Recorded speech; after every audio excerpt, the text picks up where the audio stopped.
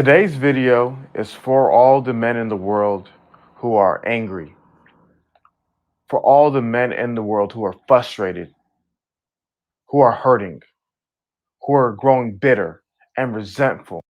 Today's video is for all the men in the world who are angry, for all the men in the world who are frustrated, who are hurting, who are growing bitter and resentful and nihilistic, and is so sick and tired of not getting the respect that he deserves. Today's video is dedicated to you. What is the biggest difference between men at the top of the social hierarchy and the men at the bottom? Is it height? Is it looks? Is it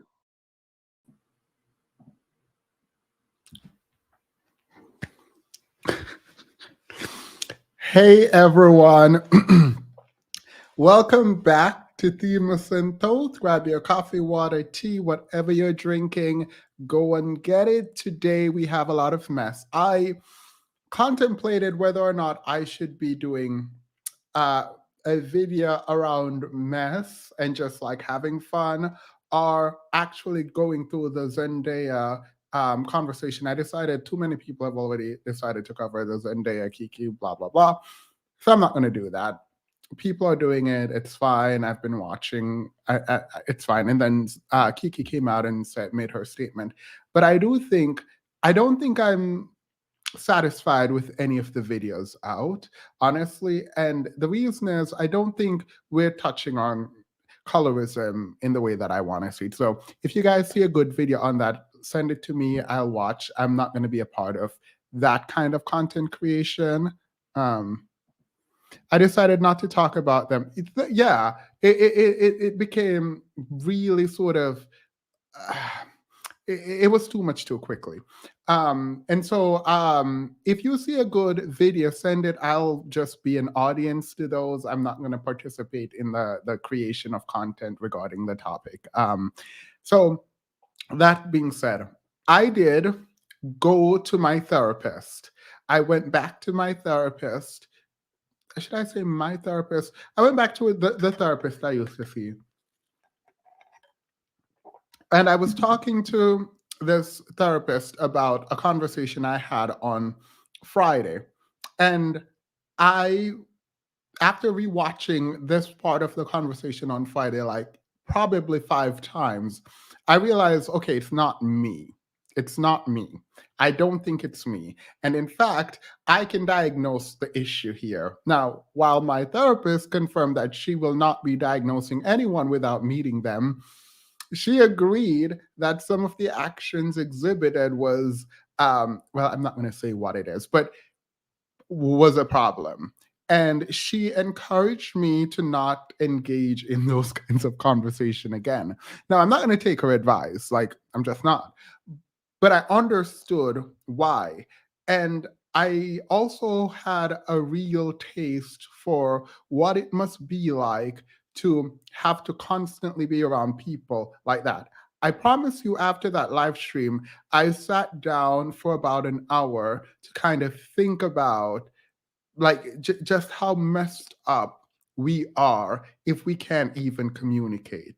Um, it's a really interesting thing because I have a professional, probably shouldn't use her in this way, but we have a professional that is essentially saying this is like near abuse kind of engagement, right?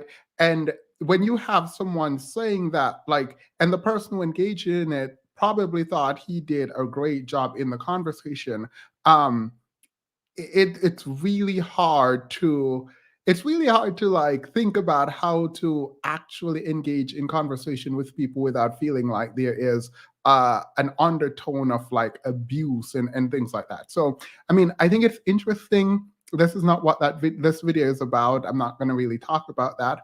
I also changed my lighting because the other lighting was, I think, making me way too light, and I think this is nearer to my complexion, even though I think I'm darker than this. I don't know what's wrong. Anywho, let's get into this. Although also I don't recommend taking videos of what you do to your therapist and have them and have them watch it to figure out if you did something wrong and whether to essentially diagnose without having the person there. I do not recommend that, but I did it. Um, I did it. So it was giving Cynthia when you're a Kiki, right? Right. I was, yeah. All right. So let's get into this. I have a couple of things that I want to talk about today.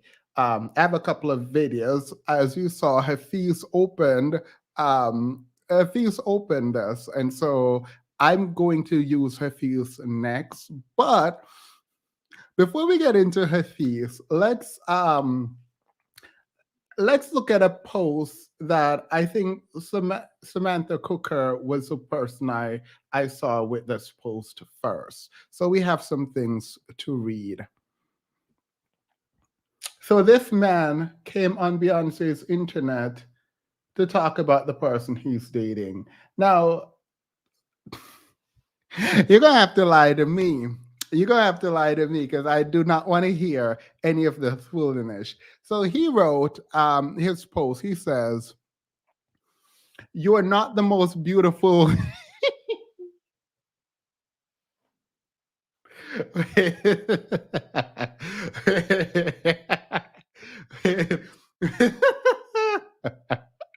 I'm just, I'm just. How do you open? How do you open a post like this? Wait, let me, because maybe I'm just crazy. You're not the most beautiful woman, neither are you the most intelligent woman, but like I've chosen to never. I think let's see if I don't know what's wrong. I can't feed all of this. Never find perfection in anyone else. I put my gaze on you, and with that commitment, we would mold ourselves for ourselves. Our perfection is in our commitment. Stating that you are not the most Stating that you're not the most beautiful or intelligent might sound like it's not a compliment. Yeah, but it's a realistic base for real love. Acknowledging that my woman isn't the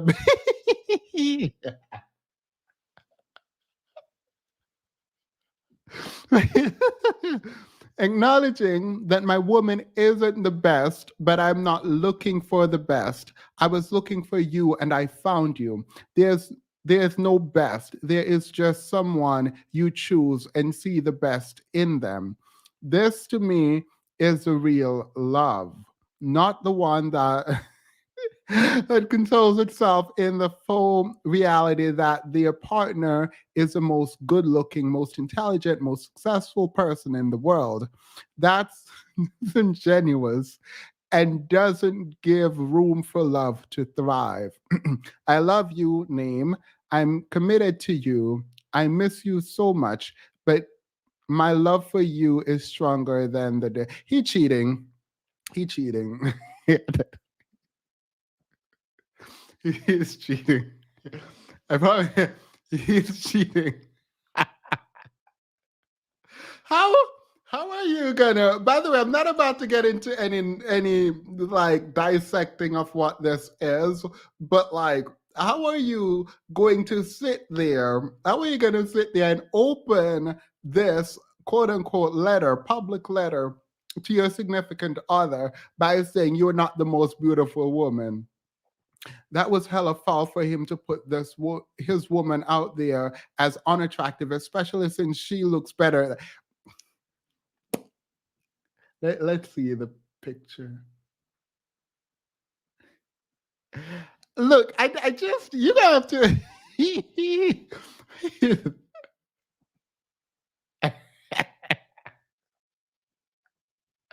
Look, we are not going to talk about people's looks, but like, so how dare you? I can sit here and I'm laughing because I don't want to actually talk about it. I don't want to engage in any meaningful way. If she loves it, then good for her. You like it, I love it. Because at this point, it feels like this is what she likes. Because this doesn't make sense. You're not the most beautiful. Period. End of relationship. That's where it ends. You're not the most beautiful, neither are you the most intelligent woman. Who opens a letter like that? Who opens public this? Oh, true. Why not Themis? He talked about her. Fear game, period. A fear game. We can drag. we can. Did I even start? I don't think I start. Anyway, let's get into my actual video because I'm not about to sit here and have this man profess his undying love to someone he thinks is not beautiful. Well, he didn't say not beautiful. He said you're not the most beautiful, which to me means you're unattractive in his eyes. You're not the most intelligent, which to me means you're not intelligent. Like you don't just point out no one is the most this or the most that. You pointing it out to me seems like you think she's ugly and unintelligent, but you chose her, so you're gonna stick beside. Look at her. She's such a beautiful woman. Yeah. I'll say I don't know if y'all are just gonna stand out there and be disrespected like this in the sake of having a man or partner, but it's gonna be a no from me. Why even make those statements about your period? I think he cheating. Look, this is not verified. I'm not saying he is. This is all conjecture.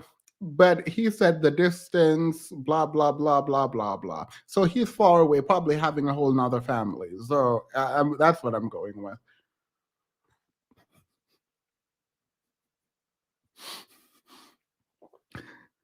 Eh, thank you, Sinji. Now let's get into my actual video.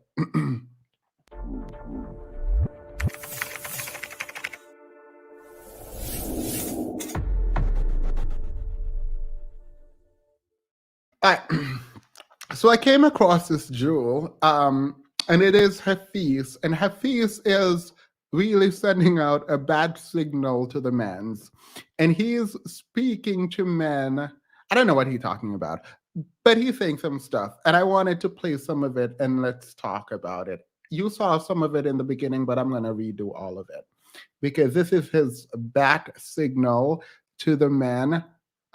Yes, teeth whitener, period. I use a whitening strip, so my teeth it's very sensitive, but it looks white. It's giving whitening strip. It's giving Colgate. it look. It's like he wanted time remind her that he wanted to remind her that he settled for. Yeah, no. So that's what I'm getting. It's so backhanded. I get you, Finn, too. It's like he wanted to remind her that he settled for her. Yeah, I feel like that, but he's not the one who settled, though. In terms of look, maybe on other fronts, but in terms of look, so you were not the one that settled. But let's get into her fees. I'm going to open up the panel too, because you know me and panels, and I love them. By the way, it is so weird to watch Hafiz try to feign emotions. Like Hafiz, Hafiz is gonna be acting for dear life. He's trying to emote. Watch this. Look at his face. Look, by the way, let me be clear. I don't dislike Hafiz. I do not dislike Hafiz. I don't know him, and I don't have any animosity towards him. I just find him really weird. I find him really, really strange. Hey, Sober Bobo. Today's video is for all the men in the world who are angry, for all the men in the world who are frustrated, who are hurting, who are growing bitter and resentful and nihilistic. And is so sick and tired of not getting the respect that he deserves. Today's video is dedicated to you. What is the biggest difference between men at the top of the social hierarchy and the men at the bottom? Is it height? Is it looks? Is it money? Is it status? There's tons of things that we can talk about. But the biggest difference that I Look, I do not want to hear it. I don't want to hear it. When people say these men are men who are whining about not being chosen and all of that, yes, that is exactly what is happening. You can't tell me anything now. After seeing this, you cannot tell me that those aren't the people they are attempting to appeal to. So, first and foremost, let's agree to that before we continue. Let's agree that this is pathetic. Let's just pull out the smallest violin in the world, right? I've noticed from men at the top and men at the bottom is visibility. Justin Bieber, Michael B. Jordan, Drake, when they walk in a room, they have a spotlight on them. Like all Thank you, by the way. She called Sean that peace but to the incels. Thank you. He need an acting coach. He does need an acting coach. He just named all celebrity and said they have a spotlight on them. Yes, they have a spotlight on them because they're celebrities. Now, unless you're gonna say the solution to these men's problem is to become a celebrity, I'm gonna stick around and see where this. I've already watched all of this, by the way. I'm gonna see where this goes.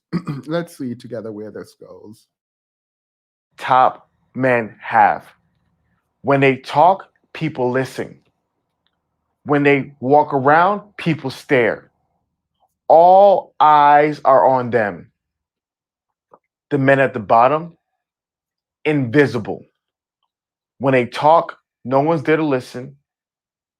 When they walk around, nobody sees them. And when they're hurting, nobody cares.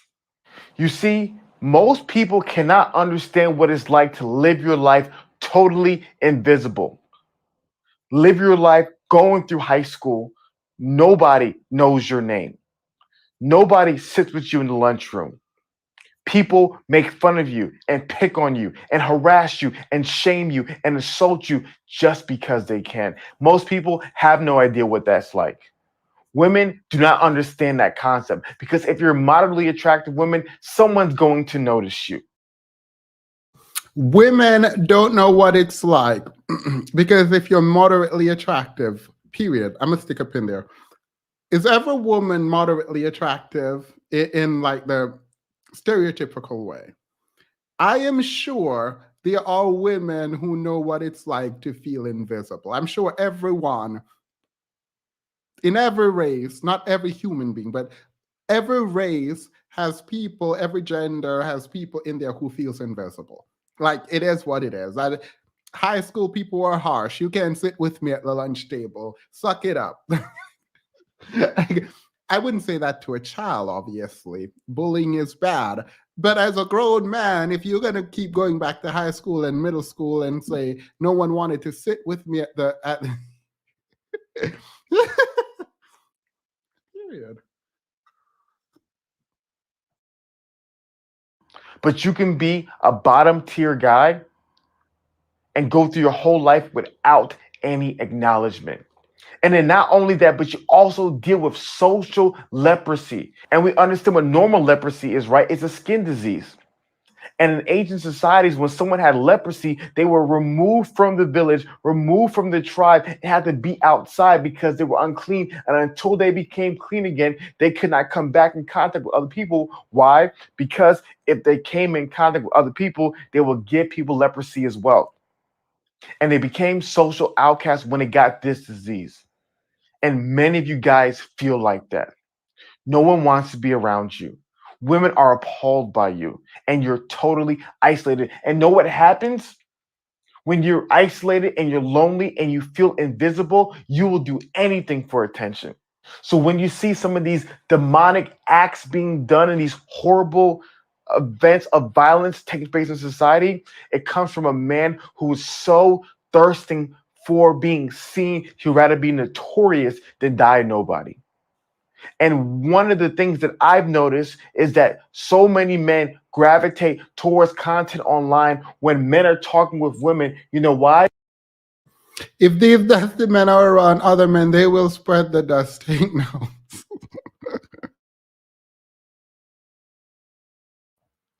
The amount of adult men who gravitate towards this type of content instead of going to therapy is staggering. You're just lonely and have social anxiety, bro. Look, I'm going back a little bit because this is super important. Look, he's going to explain the manosphere right now. Let's do it. Thank you, Nia. And thank you to everyone who super chatted.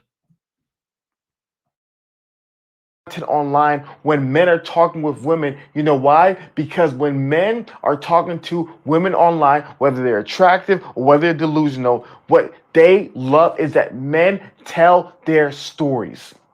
They love how these men are telling these women their stories because guess what? It means that they're seen. He's like, yes, finally someone sees me. Finally, someone tells that woman what I'm going through, my pains, my hardships, my difficulty. Now I'm noticed. And it feels so good to have your story being. Welcome, Alex. Um, by the way, look, I'm playing this for one reason and one reason only, to validate something that I've been saying that people have been mad about regarding the types of people who are watching these content and the types of people they are attempting to reach out to in the manosphere. Yes, this is an attempt to exploit incel.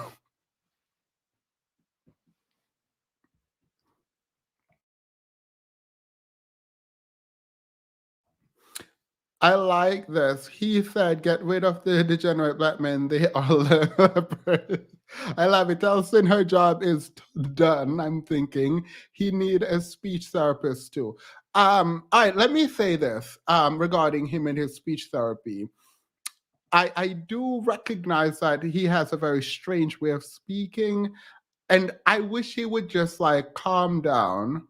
Um, I wish he would calm down and just speak naturally. I don't know if that makes sense because, like me, I have an accent. There's no way I'm gonna go come up here and pretend like I'm a preacher in the way that preachers speak. I don't know if that makes sense to anyone but myself. And I think he's attempting to evoke sort of a very specific kind of emotion in the way that he speaks. And as someone who went to speech therapy and like walked away because I was like, girl, you're not going to change my accent, so let's just leave that alone. Um, Watching him struggle to articulate himself is really sad because he just needs to like let it go. If it's a stutter, how do I put this? If it's a stutter, then yes, that's not going to be fixable in this way. Once you get heightened, it comes out generally for a lot of people. So there's no way to like for me to explain that. So if a stutter is what he has, then I'll give him a pass. But if it's a lisp, if it's an accent, if it is him trying to make his voice more macho or whatever, then no, he can get dragged for it. Shared. And we don't talk enough about this in society. So, to all my guys who are lonely, who are isolated, who are frustrated and angry and resentful and feel like society is rigged against them, who feels like no one respects them, who feels like they're freaking invisible like Casper, the friendly ghost, I see you. I see you. You're not invisible, you're a person. I heard your cries. I've seen your suffering. I know your stories. I see you. But more than being seen, I want to see you grow because I understand that you're in the darkness. I understand that you're in the difficulty, but I want to get you to the light. One of the things that I love about this channel is that we created so many free resources. You don't have to pay a. This reminded me of something just now. Does any of you guys watch Horseman? BoJack Horseman. Is that the name? I think that's the name. When the mom was dying and she was like, "I see you," and BoJack thought it was her mom finally saying, "I see you," and no, she was just saying, "I see you." Intensive care unit.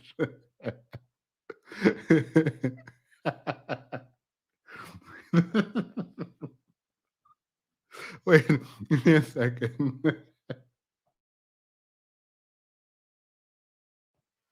Sorry. Wendy Casper was cool though. Thank you. Does any? I don't know if anyone saw BoJack Horseman. Maybe I'm just like the weird person. I'm hoping he was going to say to all my guys, turn to each, comfort each other.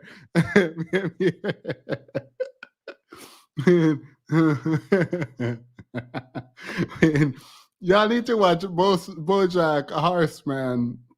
Y'all need to watch it. Well, you don't need to watch it. I thought that episode was funny at least.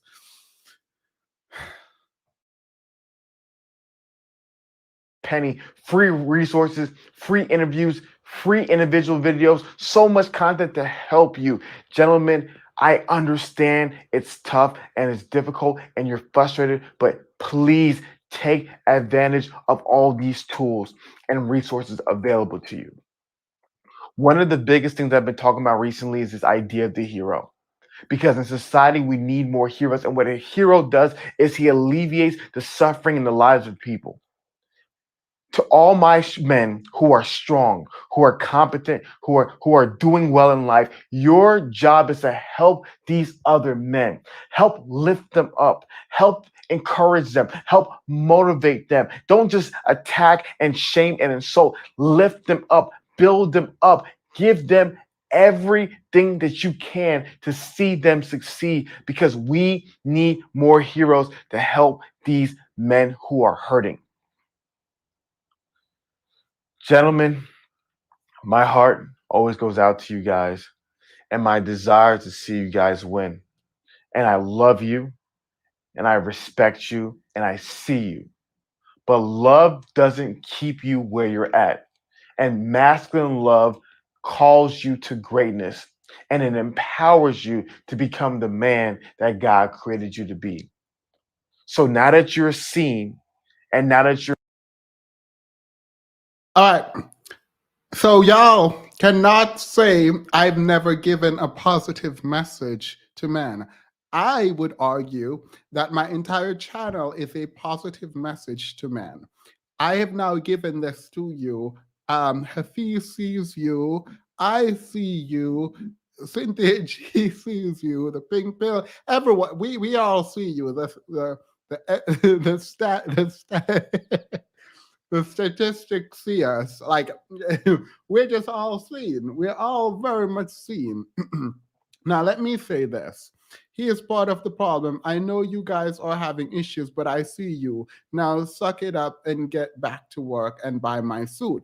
Well, I mean, this is all sort of like promo for a business, which is fine. Lift up the man's period. Be a hero, buy them suits. They just released I think the fall collection. So if you guys want to buy suits, the standards is open. All right. So the first part of this live is open to men who want to be seen. So what's his name? Someone was saying that they were doing a residency in um something relating to therapy, and I think he just was it Carl? I think it might have been Carl. Um, and I want to talk to for the first half. This is not going to go on forever, and I'm not about to go back and forth with you. This is your moment to shine. What do you want us to see? The question I have is, what do you want us to see? And you have now an opportunity to explain what we are not seeing. So, what are the things that you want to be seen for? How do you want to engage? What is the image that you want me to put forward and other women doing content to put forward?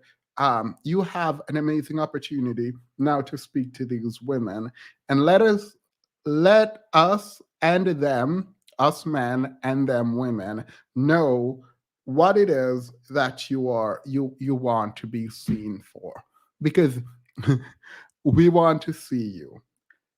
If there are no takers, and I promise you this is not a setup, there's no setup here. I just want to see what is happening to the shmen.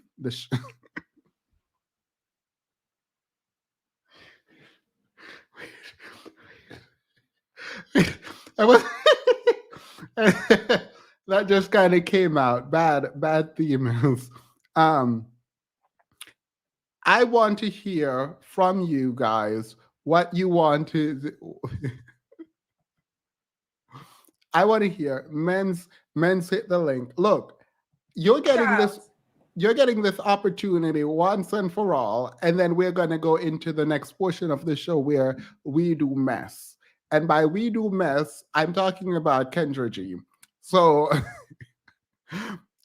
at that point, I'm going to end. Like you, I'm giving you the opportunity now to talk. And then after that, I'm moving on. I'm actually wanting to move on right now because the one person behind the scene has started his own race. And I'm not about to sit here and talk to you starting your own race. I'm not doing that. So you can you can point to I'm not adding you. No, I'm not doing. No, absolutely not. So I will. Let me rephrase. I'm not going to add any single man on here. Absolutely not, because I'm not about to do that foolishness again. I'm not doing. No, I'm not doing that. So yeah, y- I like the persistence because I think that you sticking behind there, not leaving. You think I'm going to just add. Look, let's move to the next portion of the show because I'm not doing this. Absolutely not. Not tonight. No. I put a mud mask. I went to the gym this morning, put a mud mask on, meditated, whitened my teeth, cut my hair. Like I feel like I'm living right now. I'm not about to go mess that up with y'all with this foolishness. I'm not. No, I'm not speaking to people who are of a race that I can't pronounce. It's not gonna happen. So, yo, and they're still back there. They're still back there. All right, wait. Let's.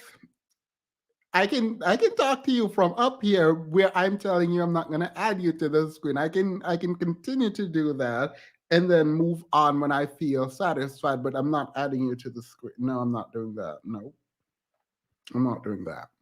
So, all right. Well, seeing that no valid person. Hey, bad girl. Wait, where is it? I just saw bad girl and she disappeared. The comments are moving too fast. You and Shamandem can leave. All right, let's move on. I'm not doing this with them. Nope. And since there are no other men who want to come up, let's continue. Hey, Erica. So the first video we're going to watch is this foolishness. Ready? Someone said, Themis, please.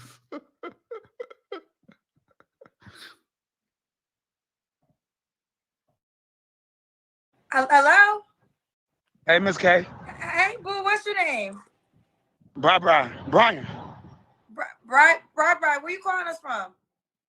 I'm from Chicago. I'm in Colorado right now. Do you live in Chicago?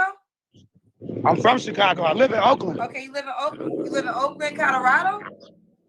No, I'm in Colorado. I'm from Chicago. I live in Oakland. damn. Okay, you live in Oakland. How old are you? Yeah, I'm 29. Where you walking to? I'm walking over here to the liquor store. Okay, well, you gotta get situated though. What you going to the liquor store for? Probably, I don't know. I'm feeling like dark tonight. I don't know. What's up? I'll chop it up with you real quick. Can you see me? I can see you. Have you been drinking up? I'll chop it up with you real quick. What's up? Babe, Can you see me, Miss we K? gotta get the light. How old are you, boo? Brian? I'm 29. I'm 29. 29. So you from Chicago, you're in Colorado, you live in Oakland. 29. What do you do for a living? I sell books and magazines. What kind of books you Curry Up and Eat says, Demas said this offer is for black men and races currently recognized by the UN. Period. And nobody got time to go define a race first. we're not doing this. sell? Whatever your interests and hobbies are, really. So you have all books and all magazines? Yeah. Okay. You have any children, Brian? One. Uh-oh, is the Wi-Fi freezing? I got one. Okay, how old is your child? 9. He turned 9 today. Oh, today's your son's birthday. Is his name Little Brian Jr.? No, his name's Sarayan. Oh, okay. Happy birthday, Sarayan. Okay. Thank 9 you. years old. When's your birthday, Brian? October 1st. That's a Libra, right? There you go. There you go. Oh, okay, there I go. All right, this is Somebody come out and grabbing some Mad Dog. Y'all tripping. Say what, baby? Demas, we have a birthday in the chat. Wait, whose birthday is it? Thank you, the Black Podcast. Wait, whose birthday is it? Can someone tell me? I don't know whose birthday. Happy birthday to whoever's birthday it is. I'm so sorry I missed that. The chat is moving really quickly, and I did slow it down. Whose birthday is it? Oh, it's Cindy's birthday. Happy birthday. Hit the link, come up and tell us what your birthday plans are. I don't know if you're still here. Is Cindy still here? Hit the link. Where's your Cash App? Oh, it's my birthday tomorrow. She said her birthday is tomorrow, not today. Well, happy birthday. I won't go live tomorrow, so we'll pretend it's your birthday today since I'm not going to go live tomorrow. Happy birthday. Are you going to do a birthday live? Please feel free to hit the link and come celebrate with me if you want. But anywho, happy birthday. You had my chat up saying it was mine. LOL. Wait, what? I'm confused. You guys are confusing me. You know the kid. You know the schman's not really set up to be multitasking. I'm going live tomorrow. Wait, wait. What mess are you? What mess are you starting? Oh my god.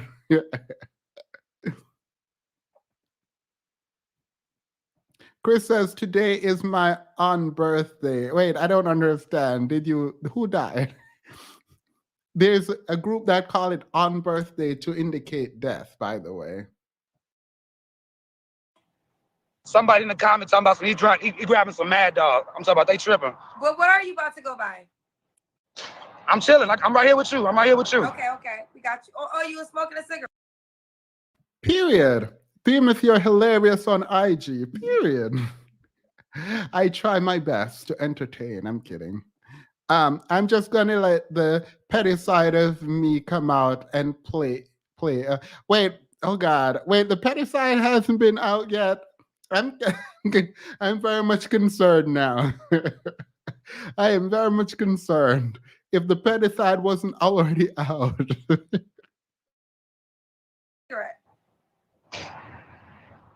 Was that a cigarette in here?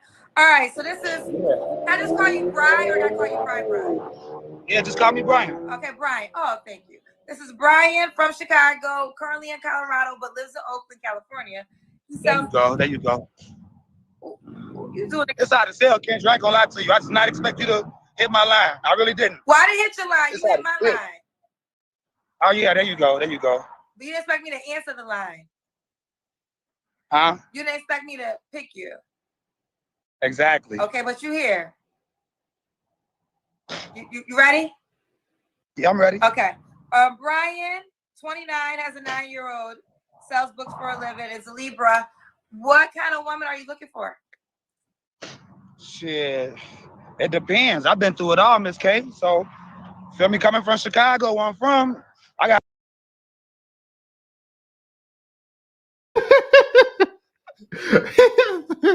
Wait, no. Let's ignore this man for a minute.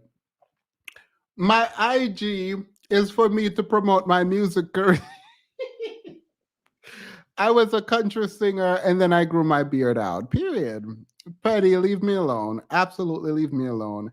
I've been putting the petty side on the back burner, but she wants to play, so I'm gonna let her. LOL. Wait. Oh God. I what time are you? Oh my God. What time are you gonna go live? This sounds messy. This sounds messy. Gotta have somebody I can trust, somebody who I know gonna rock with me, right or wrong. But like when it comes to like what I want out of life, she just, just be real. I'm a wolf, so I plan on like sticking with her together. Okay, stop moving, boo. I got you. Okay. What's some deal breakers? What would you not date? A deal breaker from from my point of view to her? Yes. Or a deal breaker for me? A deal breaker for me is your deal breaker for what you won't date. What I won't take? Yes. Shit, disrespect, really. Like, these girls got mouths on them nowadays. And like, you feel me? It comes to a point where guys in my generation are put their hands on them. I'm trying to stay away from the domestic violence. I've been through a lot of domestic violence. And I've been through a lot of jail time behind that. So disrespect a deal breaker for me. Brian, you hit a lot of women in the past? No. Well, you said you went to jail for domestic violence. Yeah, I have. That don't mean that I was the victim. They jumped on me. It was more than one? Her and her friends, yeah. So why they put you in jail if they jumped on you? Because the girls look good, I guess. The security guard liked them. I don't know. What happened? What was the story? What happened, Brian? All right, so Christmas Eve, on the G, Christmas Eve, right? Boom, we go to the strip club. We in Atlanta. We at the strip club. My girl hop on stage. She look good too, but they not knowing that she don't work there. So the girls at the strip club went to go tell, like, they managers, whatever, like, this girl on stage. So now they trying to snatch my girl off stage. So my girl got to fighting with some of the strippers. I end up busting one of the strippers. Bang, you feel me? They snatched me. You know that's not a domestic dispute, right? You know that, right? Like, yeah, like if this man is just lying. Whatever. Outside, so that's what happened. So you technically was protecting your girlfriend. Basically. Okay. 2 minutes ago, he said his girlfriend and her friends jumped him. Did I misread? Did I mishear that? Let's see. Like, maybe I misheard. I could have misheard. Hey, managers, whatever, like, this girl on stage. So now they, because the girls look good, I guess. The security guard liked them. I don't know. What happened? What was the story? What happened, Brian? What I won't take? Yes. Shit, disrespect, really. Like, these girls got mouths on them nowadays. And like, you feel me? It comes to a point where guys in my generation are put their hands on them. I'm trying to stay away from the domestic violence. I've been through a lot of domestic violence. And I've been through a lot of jail time behind that. So disrespect a deal breaker for me. Brian, you hit a lot of women in the past? No. Well, you said you went to jail for domestic violence. Yeah, I have. That don't mean that I was the victim. They jumped on me. It was more than one? Her and her friends, yeah. So why they put you in jail if they jumped on you? Because the girls look good, I guess. The security guard liked them. I don't know. What? All right. So the reason I thought it was his girl and their friends jumped on, and her friends jumped on him, is because this is in the context of a domestic dispute. If you're protecting your girl from other women, your woman from other women, that is not a. I can't. I can. So he's going to jail, in and out of prison. I guess I don't know for things, but he doesn't even know why he's going. He does. He doesn't even know why he's going. Team, if you can bring logic to a dust, your vacuum isn't big enough. Kendra must have a construction vacuum. None of this makes sense. Literally, none of this makes sense. Which is why I'm watching it, because I was very confused.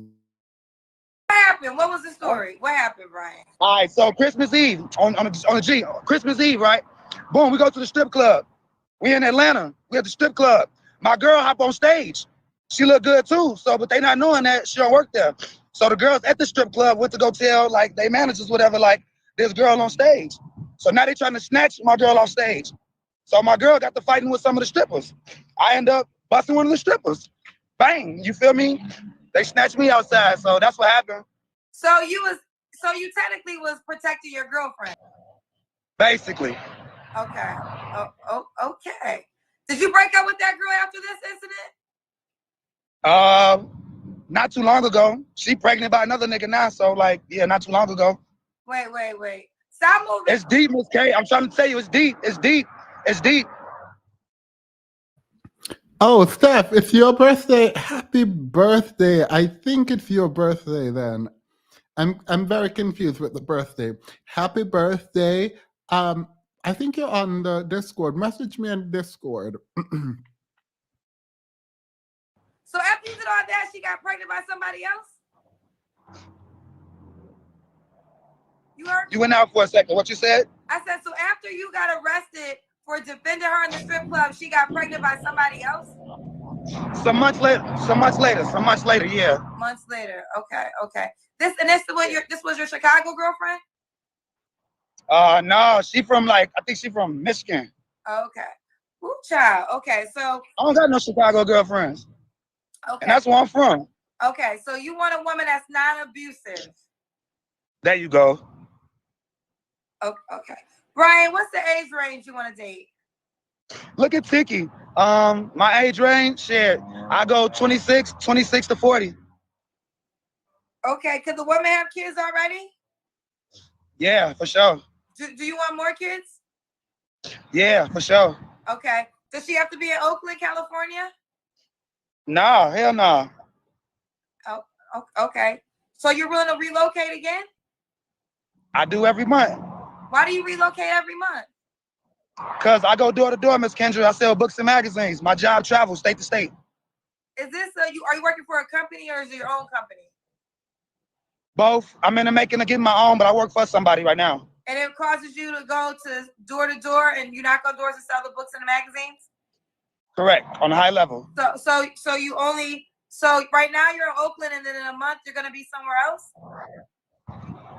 No, I ain't gonna lie to you. I can go to Chicago. I can go to Texas where my son at. I can go to Seattle. I can go to Oakland. I be everywhere, Miss K. So the woman can be located anywhere. Except for Atlanta and Florida. I got warrants out there. Why do you have warrants in Atlanta and Florida? I just told you them girls jumped on me. They sent me to Fulton County and they hit me with the little the failure to appear. So I got an FTA. If I go back, then feel me, they gonna book my little ass. Well, why don't you show up in court to get it solved? Because I travel state to state, can't you? Do you feel like if you go back there, they're gonna put you in jail? If I go back there, get in trouble, and the police run my name, yes. What is going on, Brian? Brian, do you feel like Brian? We see you. I see you. We see you. I know he don't want to be seen. If he's talking about we see you, I'm pretty sure this man don't want. Well, I guess he want to be seen if he went on Kendra G to announce to the world that he has outstanding warrants. Period. I feel like at this point, I'm no longer surprised when people come online and confess crimes and come online and just put all their business out there. SKJ, I saw you on for Harriet. I loved hearing you speak, by the way. And do you feel like you are in a position to date somebody? Yeah, if they with my lifestyle, I travel state to state. You feel me? If they with that, then yeah, I'm with it, and I'm trustworthy. So yeah, You trustworthy? I'm curious, yeah, for Brian. sure. Does your woman have to look a certain way? I mean, when we outside, yeah. When we in the house, I ain't tripping on you, but we How she outside, gotta look? yeah. How she gotta look when you outside? Like you. So you want her to be done up, makeup, hair, all that stuff. No, I just wanted to like, have your demeanor. You got a great demeanor. How you approach and how you dress, you be dripping. You feel me? I want to look like you when she come outside. You don't look like that when you in the bed. Fuck out of here. How you know I look like this when I'm in the bed? Come on, stop it. It be makeup all over your pillows, Kendrick. Stop playing. Oh my God. Stacey Love next to you. You tried it, Brian, but it's all good. All right, Does all she right, gotta all make right. a certain amount of money? It depends. I mean, no, but of course, like you just can't be broke. And look, somebody calling me because they see me on live. They calling me. Watch out. They see me on live calling me. But now she ain't got to make a certain amount. She just can't come empty-handed. You feel me? Oh, okay. Stop moving, baby. You gotta stop moving, okay? All right, I got you. All right, Brian. When was your last relationship? When? So we have a winner concerned. This concern. Is this for you? Is it first of all concern? I have questions for you. Do you live in a state where he can actually go to without being arrested? um, And Yes.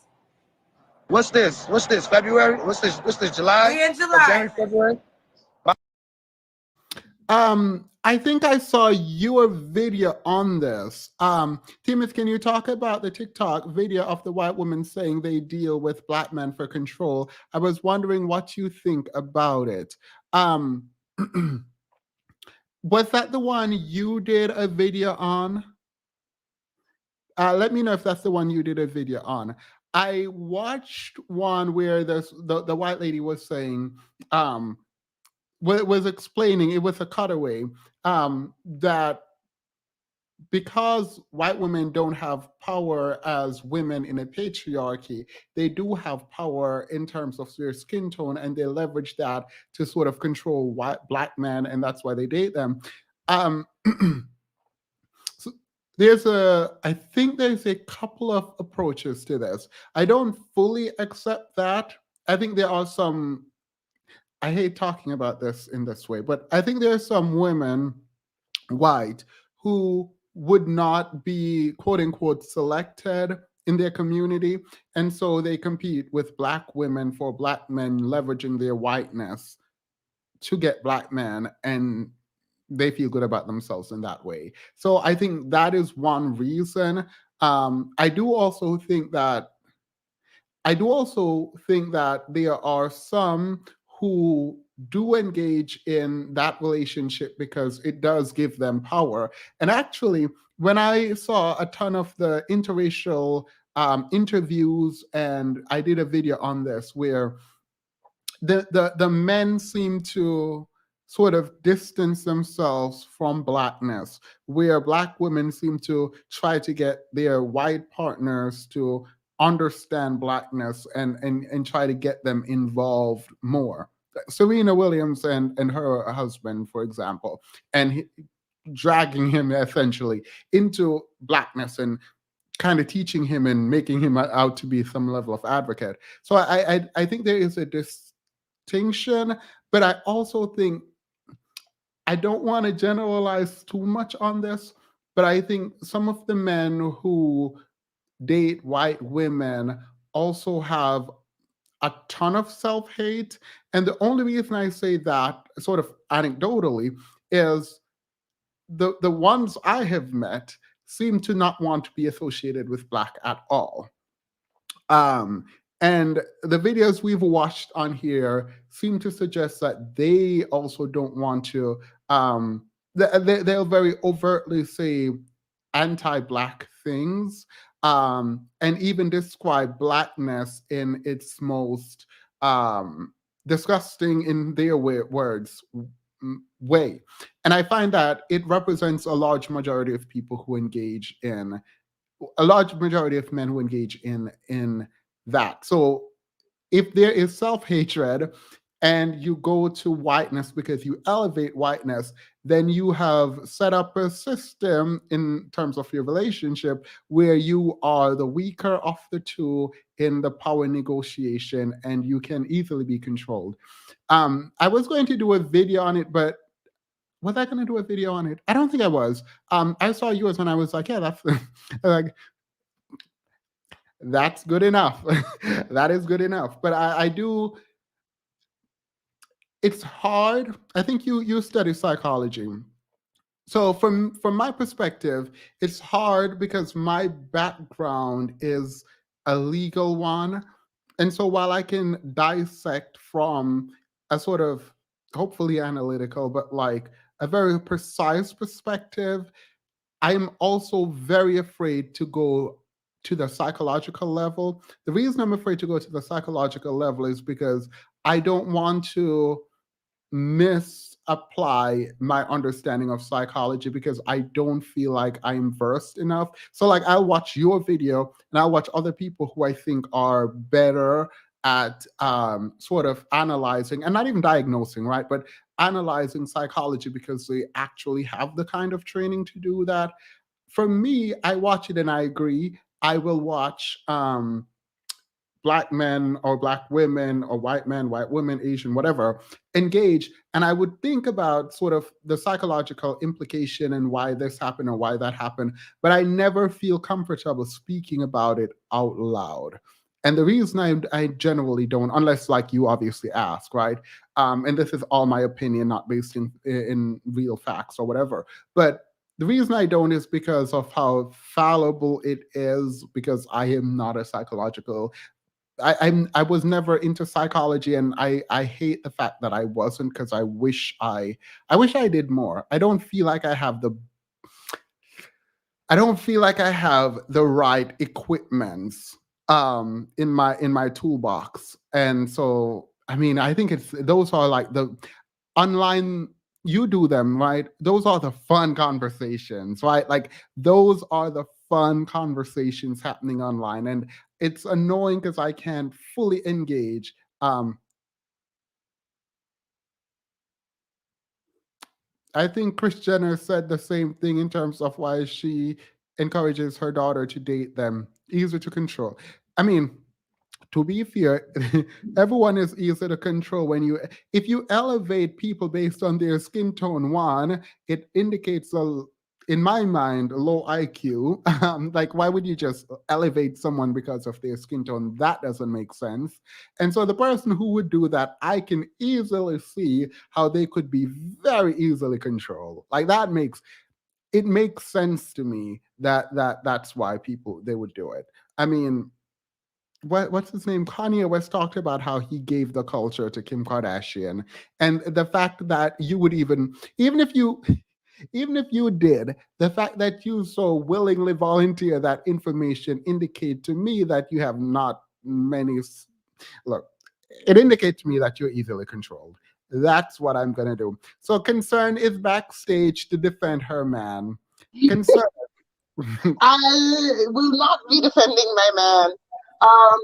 I he seems fun, like he's somebody who will like clown around with you and make fun with you, and I like a little bit of banter. So I was like, oh, cool. But no, that's still not a yes from me. But, Is it a maybe? Is it a hmm? maybe? No. There does need to be a little bit more substance there. But I'll kiki though. Anyways, Mm. But what I wanted to add is I think we need to clarify that they're not competing with black women for a black man. Their goal is not a black man, their goal is a man. I think that that distinction highlights that, you know, it's not like their preference becomes black man. It's not like if they were select or whatever to this group specifically, right? Like there are some more select white women who are with black men, but the ones who are not, I think because they want to be, right? But the ones who are not, I think if we're being honest, if they could go after um someone else, chances are they would, if we're talking about just the strict criteria that most people are looking for in a helpmate. So when we talk about the male identification that is you know, in most women, most black women, we have to also realize like most women are trained similarly, if they're Western, to prioritize having a man overall. At least you have a man. At least I got a man. That's an actual comeback that women will say. They will be bruised in the face, cheated on, and but they got a man. And so I think that that does also stretch to the white women. And if you can at least get a man, Wait. um, So if you get a man and the man is this, that still works? to some women, yes. Like there's love after lockup. I mean, there's also women who will have a man who is truly doing her the absolute dirtiest and will tell another woman, at least I got a man. I have had that conversation brought to me from a woman who is going through it with her partner. And so I the male identification and the like male validation more so is, I think, stretched across the board because patriarchy is worldwide, right? But I think if we're being honest, you know, a lot of these women, if they had, a lot of these women, if they were able to get anyone that they want, I think that black men would have more competition for those non-select white women. Yeah, that's what I wanted to add. I think that that distinction does also put into context the fact that like these women are not coming over here because of a preference that they have. Like that men are not being preferred in this conversation. I don't believe. I mean, I think no, I don't think any self-respecting person man would appreciate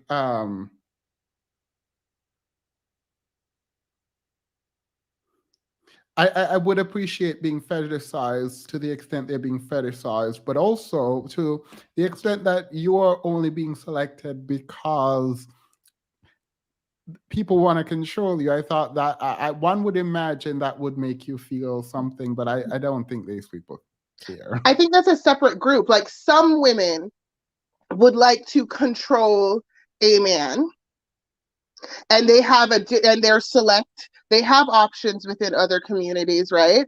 But within the black community, you know, you get to use your whiteness very uniquely, because I don't even think within other communities that are not white that they have like the same level of leverage, even though the world does prefer white, right?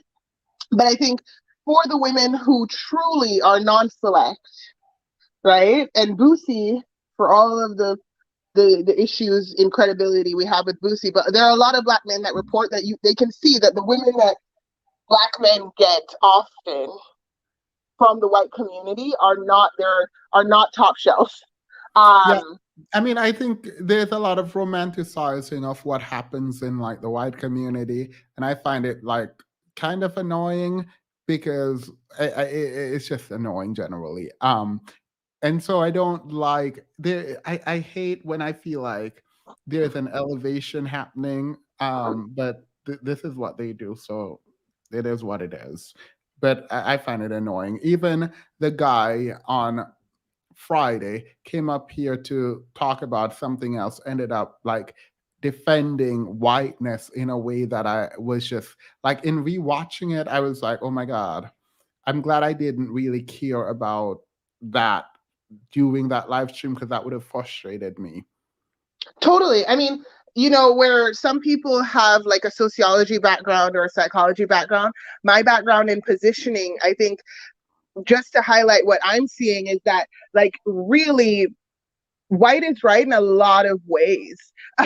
And one of the things that I think is causing um, some of these outcomes is that, and I said it before, Themis, and we can if you would like to double click here, I'm happy to go into it. But I really think a significant portion of the reason why most Black people don't focus on building up our own communities, because we first check if white people, we want white validation. Like, I think that there's a significant group of us that first want to be seen as valid or good, and that is acceptable, that is defined by it's acceptable by acceptableness or whatever of Mm. white standards, because it's a lot of Christianity. I mean, Christianity is not white, but Western Christianity is white. And so in the West, are you a good person is often, do you fit these white ideals? Um, and I think that that's what creates some of the Ben Carsons or the different people who will tell stories, like the guy we talked about last week, where it's like, that story arc was, I was a bad boy, but then I became a good person by getting white people to like me because now I'm like you guys, right? That was what he was saying. Yeah. Yeah. I mean, I'm going to get off of this now because um, I feel like we've centered whiteness too long. I completely respect it, but I do think it's something that would be an interesting conversation to have. And my hypothesis, to be really clear, probably not succinct because that's not my strong suit, but to be clear, is that, like, do Black people prefer white validation more than the Black identification, Black community? What I will say is, if you can find Black people who do not look for white validation, those people, I would say, are really strong, amazing people, because in a culture like the US that prioritizes whiteness, I think that the natural sort of extent of such a culture is for people to look to whiteness as the standard. And if I mean, we had this whole debate about beauty and whether or not Black can be considered beautiful, and I was very surprised at the ways in which we actually engaged in that debate. But neither here nor there, not going to open that door. Um, but I just find that, like, when I find people who can center themselves, not even like Blackness, but themselves, I prefer that. Because what I'm not about to do is, like, I'm not prioritizing. Uh, no, it's not going to happen. Not on this channel. I And I've mean, gotten emails mhm. indicating that I should do more broad topics and that I shouldn't focus on Blackness so much, and I could become bigger if I didn't focus on Black community and Black issues. And I was like, yeah, no, that's cute, but absolutely not. So I'm not. I'm actually. It's not that I'm like, I'm kind of over the conversation now about whiteness. Like, I'm over it. I I love can't that even for pretend to us. care.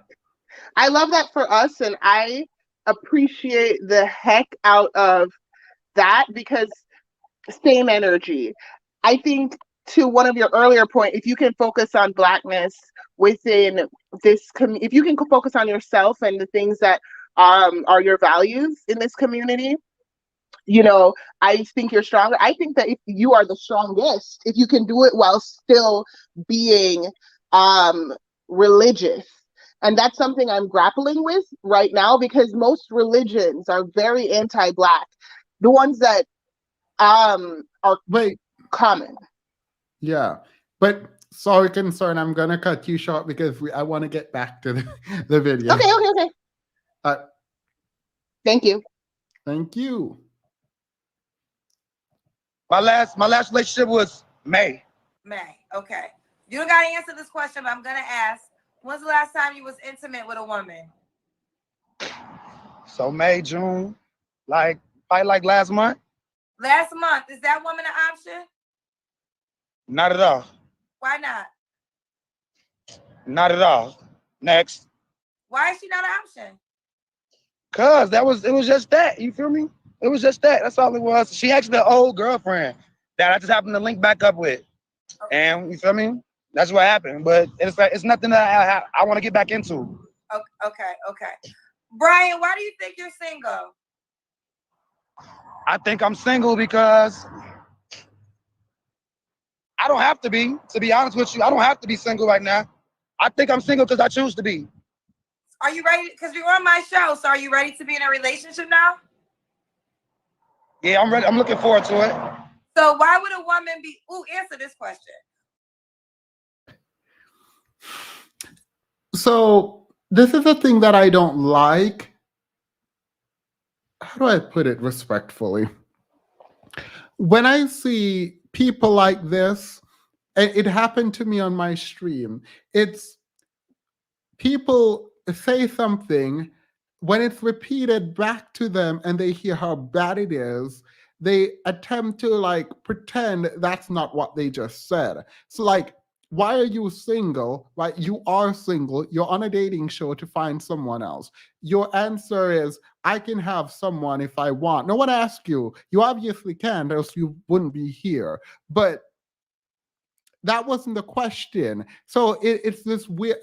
Sorry, it's a tangent, but I really, really dislike when people do this because it just reeks of one. Obviously, it's insecure, but it's a gaslighting tool that I hate. I didn't ask you that. You're obviously single. You're obviously looking. You're here. I'm asking you, why are you single? You're going to come back and say, oh, I can have someone if I want. Your insecurity is showing. I don't know. I do know why this bothers me so much. So let me sit back. It bothers me because Friday, and a lot of the times when I'm talking to people on the live stream and they say something and I repeat it back to them, right? In the way they said it, or if I broke it down and give them the logical extreme of what it meant, that which they said, they get upset and they get defensive, and I don't know why. It is the same thing that happened with someone who sent a super chat, posted a comment, which I reviewed the comment last on the last live stream. It is really annoying. Please stop doing it. Like, think about what you're saying before you say it, and then say it, and then understand the logical extreme. I really dislike this. I like, nobody asked you. I don't know why I'm still talking about this because I can definitely move on, but it's really annoying. It is one of the most annoying things because we cannot move on in a conversation unless I understand what you're saying. You don't get to word salad your way out of meaning. You don't do that. You have to tell me what you mean so we can move on. Most YouTubers don't actually take off. Yeah, this is true. I actually, in my mind, I have made it to the top of the YouTube as far as I can go, or not can go, but care to count. I thought I would be at 500 subscriber at the best, and at the worst, maybe 50. And once I passed, as soon as I got to 1,000 subscriber, I was successful. I made it on YouTube. Like I have made it on YouTube at this point. Because I didn't realize anyone would just want to sit around and chat with me. So period. Why would a woman be lucky to be with you? Lucky? Because I'm a wolf. Like, I'm with you for life. You feel me? Like, I'll just fuck with people. Like, my loyalty run deep. So If I'm rocking with you, I'm rocking with you, right or wrong. Whether we together or not, I'm rocking with you. But other than that, I think she'll be lucky to me because of my loyalty. Well, you loyal unless what if she wants to go to Disney World? You can't go with her, right? What if she want to go to Disney World? Yeah, I can go. I'm just gonna have to not get caught up. That's all. Ladies, he has been open and honest with who he is. If you 100. want to meet Brian, now Brian, have you been drinking already? No, ma'am, not yet. But you are going to drink right after this conversation? Yeah, making stuff right here, across the street. Yeah, the crib right here. Live right here. I'm just walking across the street. Do you drink every day, Brian? Occasionally. Occasionally. Yeah. Oh, okay. Ooh, child. Brian, So, why can't he go to Disney? There is a warrant for his arrest in place. If you didn't come in early enough, there are some states he cannot go to because if he go to these states, he will be arrested because there are warrants for his arrest outstanding. These warrants apparently include domestic dispute. Now, he is trying to convince us that the domestic dispute and the domestic violence charge that's coming his way is because of him defending his girlfriend against women who were trying to drag her off stage. Now, we know that would not be classified as a domestic dispute, but I think he thinks we're dumb enough to believe whatever he just. I'm done with him. never go against There's one more. y'all again. Let's do this last one. And we see these men. By the way, whatever. I'll explain what I'm doing later.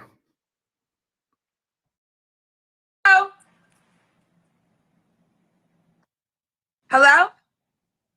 Hey, I'm also a tattoo artist. Oh, okay. What's up? What's your name, boo?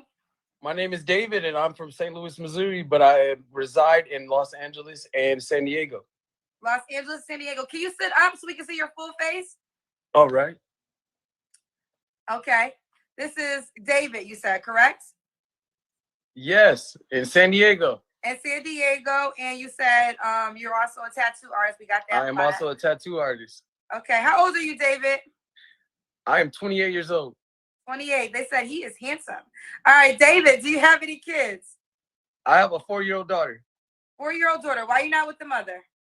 Oh, to be honest, I found out I was the side dude. Yeah, I found out I was the side dude, and yeah, we just been trying to work with each other ever since. Do me a favor, bring the phone up because your head's getting kind of cut off. Okay, there you go. How'd you find out you were the side dude? Well, she came up to me one day, said, I'm pregnant, I have a boyfriend, I'm keeping it.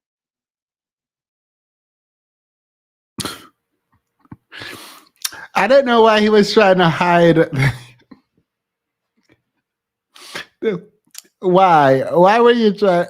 I'm done. I'm so over this. So the baby wasn't by you? The baby is mine. I found out probably a month after she was born. So her whole pregnancy, you wasn't sure if you were the dad? The whole pregnancy, I was up in the air with it. I was a little scared. Well, I didn't know what to think. I didn't know what to expect. I never changed a diaper until of my daughter. So I didn't know anything about kids. All right. For those who are confused, apparently he was with this girl that he found out he was the side dude for. She's pregnant for him, kept the child, and then he found out later that it was his child. My very next question is, how did you find out? And was there a test involved? But we'll see where this goes. The chat said, you are handsome. Show your hair. David, I think you're attractive. I think a lot of women feel that way too. Why do you think she plays you like that? I don't know. I don't know. It's not the first time that I've been the side dude before, and now I know what to look for. But I've had people say I helped them escape. I don't know. I guess I'm with the boyfriend's not. Okay. Remember, bring the I don't phone up know. so we can see your full face. There you go. All right, so let's get into it. So, David, when's your birthday or zodiac sign? May 20. I don't understand. Like I appreciate Kendra having a list of questions that she goes through. I can appreciate that.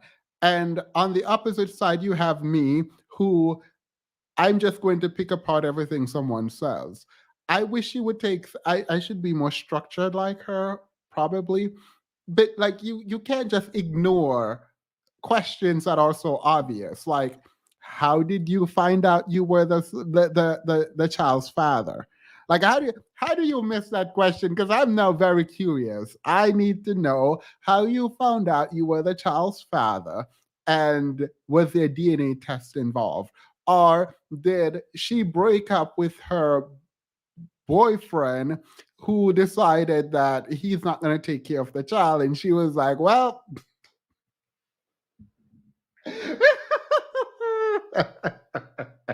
she's like, you know what? It was yours. It is. Yo. I'm trying to think. Look, girl, if I were, it looked like these men are just are willing to accept that it. Like you can just game the dumb, just dumb. I would be the worst, wouldn't I? I'm thinking, well, I would, if I were a woman, I wouldn't have children. The parasites growing in me doesn't sound fun, so I wouldn't do that. But if I would just be the worst. It would be the worst. He has a cinchy tattoo on his neck. I like him. Wait, really? I didn't see it. 27th, 1990. I am a Gemini. A Gemini. So this Everybody is David hates us. in Los Angeles, San Diego. He's a tattoo artist. 28, a Gemini, has a 4-year-old daughter, but he's from St. Louis. What kind of woman are you looking for now? Well, I like black and brown. That's about it. Latina and African American. Okay. Are you African American? I am African American and Native American. I am Choctaw and black. Okay, smile real quick. We got over 7,000 people tuned in on a Monday night. I love that. Thank y'all so much. I really appreciate y'all watching the show. All right, so what are some other requirements? Just you gotta be black or Latino? Very goal oriented, either having a career or moving towards a career. I was in the military. I did construction, and I started doing tattoos 3 years ago. I feel like I'm following my dreams, so I'm looking. All right, so y'all can't be mad because he said, why am I doing this? Anyway, he said your career and education matters, period. Check. Yeah. Okay. For someone that's also on the same path. Okay, what's some deal breakers for you? More than 2 kids.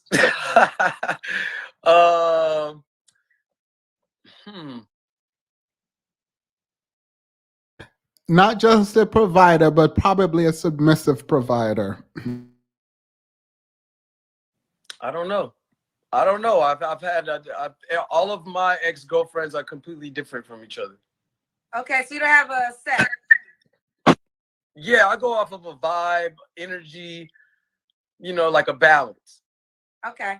All right, so this is David from St. Louis, lives in LA or San Diego, and San Diego. So you live in both places, right? Petty, that should have been his first thing. Yeah. He's a tattoo artist, a Gemini, has a 4-year-old daughter. Does the woman gotta look a certain way?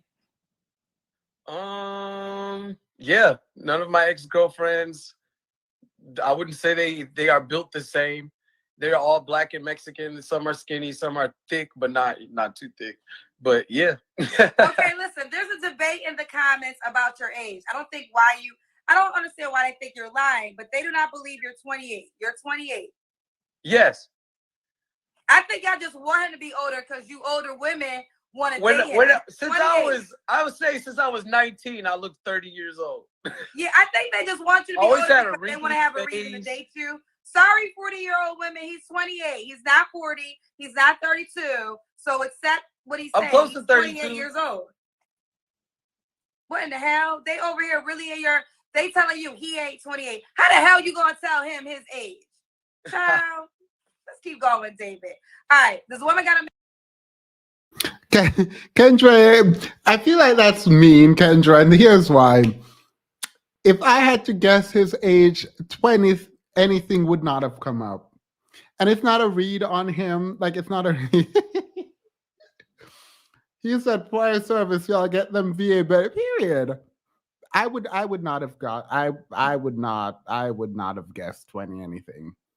I'm not going to tell you what I would have guessed because I don't like. I'm not trying to be mean, but I don't think they were mad in the comment because they wanted him necessarily. I think they were just confused. They're like, are we seating here? Like I think they just thought he was older because when he said 28, I was like, oh, okay, cool. But I would give him a solid. I'm not going to tell you my score. Make a certain amount of money. No. As long as if you work at McDonald's and you going to nice school, I'm fine with that. Okay, they're saying. Did you say 1990 you was born? Say again? When was you born? 94. Oh, are you lying? Look, I'm cussing them out. He lying. He's lying. It took too long for you to say your birth year. He's lying. He's lying.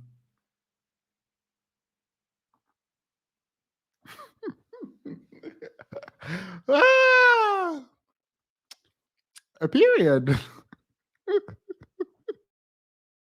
Oh, maybe you are lying. Are you lying about your age? No. Okay, wait, I missed it. Now I might owe them an apology. I can't rewind it while I'm live. They're saying you said 1990. Is there a delay? What's taking you so long to respond to me? Yeah, what'd you say again? I said he's lying. He's like, you know how everyone have technical difficulties when they get caught up? He's lying.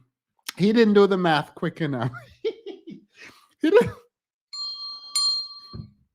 He did not do the math quick enough. And because he didn't do the math quick enough, he got caught. I didn't finish this, by the way. I didn't see this part. The man's want us in the dollar stores and McDonald's, period. We don't talk about Bruno on Themis channel, LOL. is there a delay? Why are you taking so long to respond? They're saying you said 1990. You paused. Yeah. I was born in 1990.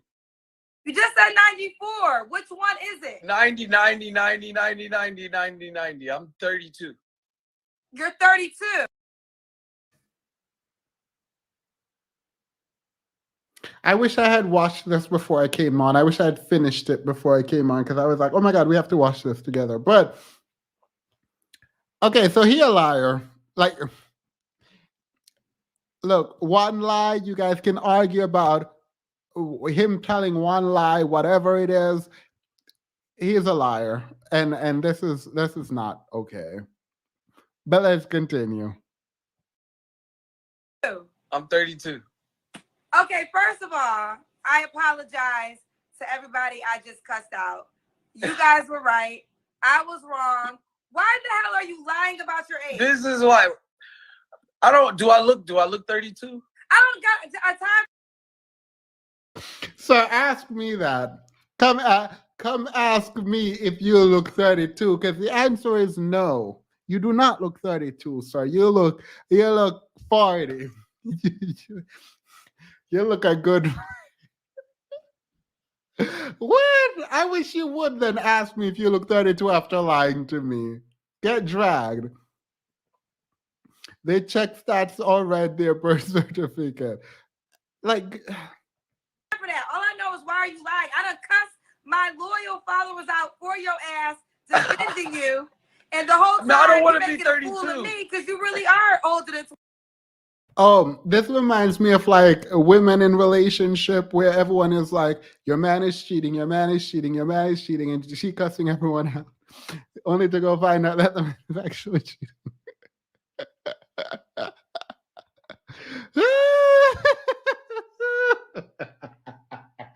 Not that's a hard 32. You've been through it. You've been through it. Let me send you some moisturizer. Let me stop. 28. Yeah. I'm 32. Why would you? What's the point of being younger? You act like people are always lying about your damn age. Just be your age. You look good still. Why did you lie? I don't want to be 32. I tell What's everyone wrong I'm with being 28. 32? Do you want to be dead? Period. I'm a multi-billionaire. I am a multi-billionaire. That is why. Why am I lying about? Because I I want to be rich. Period. What's that? What is that race? Those men came up and say they don't want to be that they don't want to be black anymore. What was that race? I just saw some. Anyway, these people just decide, you know what? I'm not 32. I'm 28. I'm not poor. I'm rich. I'm not homeless. I have a home. I'm not experiencing homelessness. I have a home. I'm not unemployed. I have an. I just making things. Just making things up. Just because you don't want. You don't feel like it. You don't feel like it.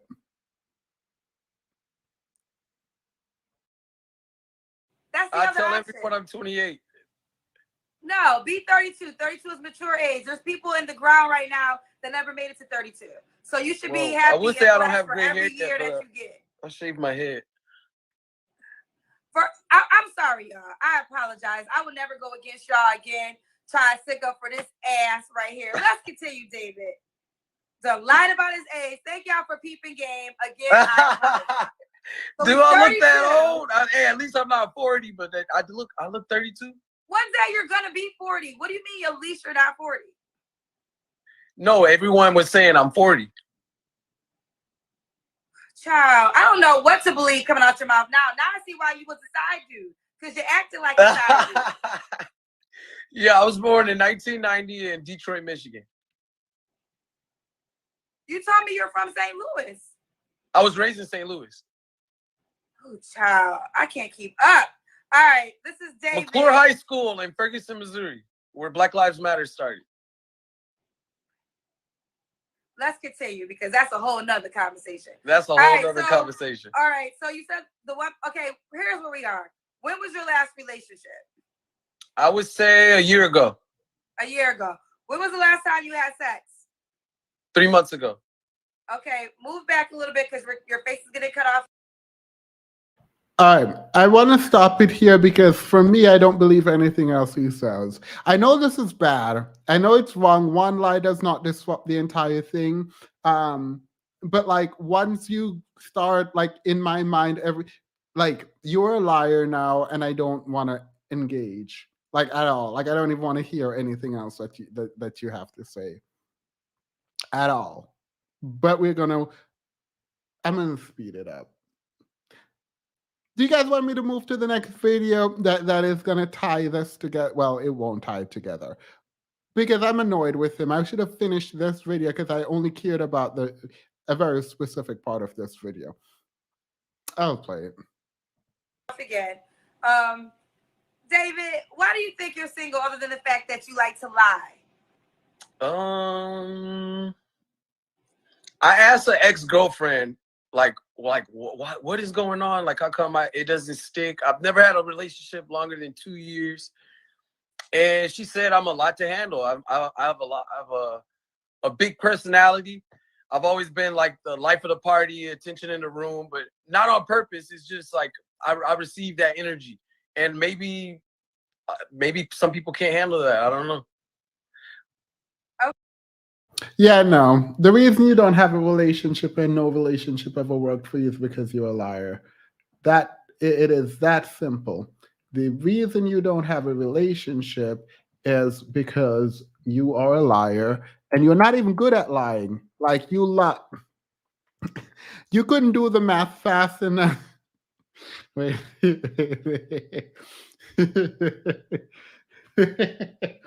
You couldn't do the math fast enough to figure out what the year is. And this is how horrible it is. You came on there talking about you tell And if you're everyone. a guy who already You come on there to say you tell everyone that you are 28. If every year you tell someone you're 28, you should know the year you need to be born in to be 28. The fact that you went up there and said you were born in 1990 means you don't even know. Oh my God. Anyway, so in having these, we're saying, I see you, Hafiz, right?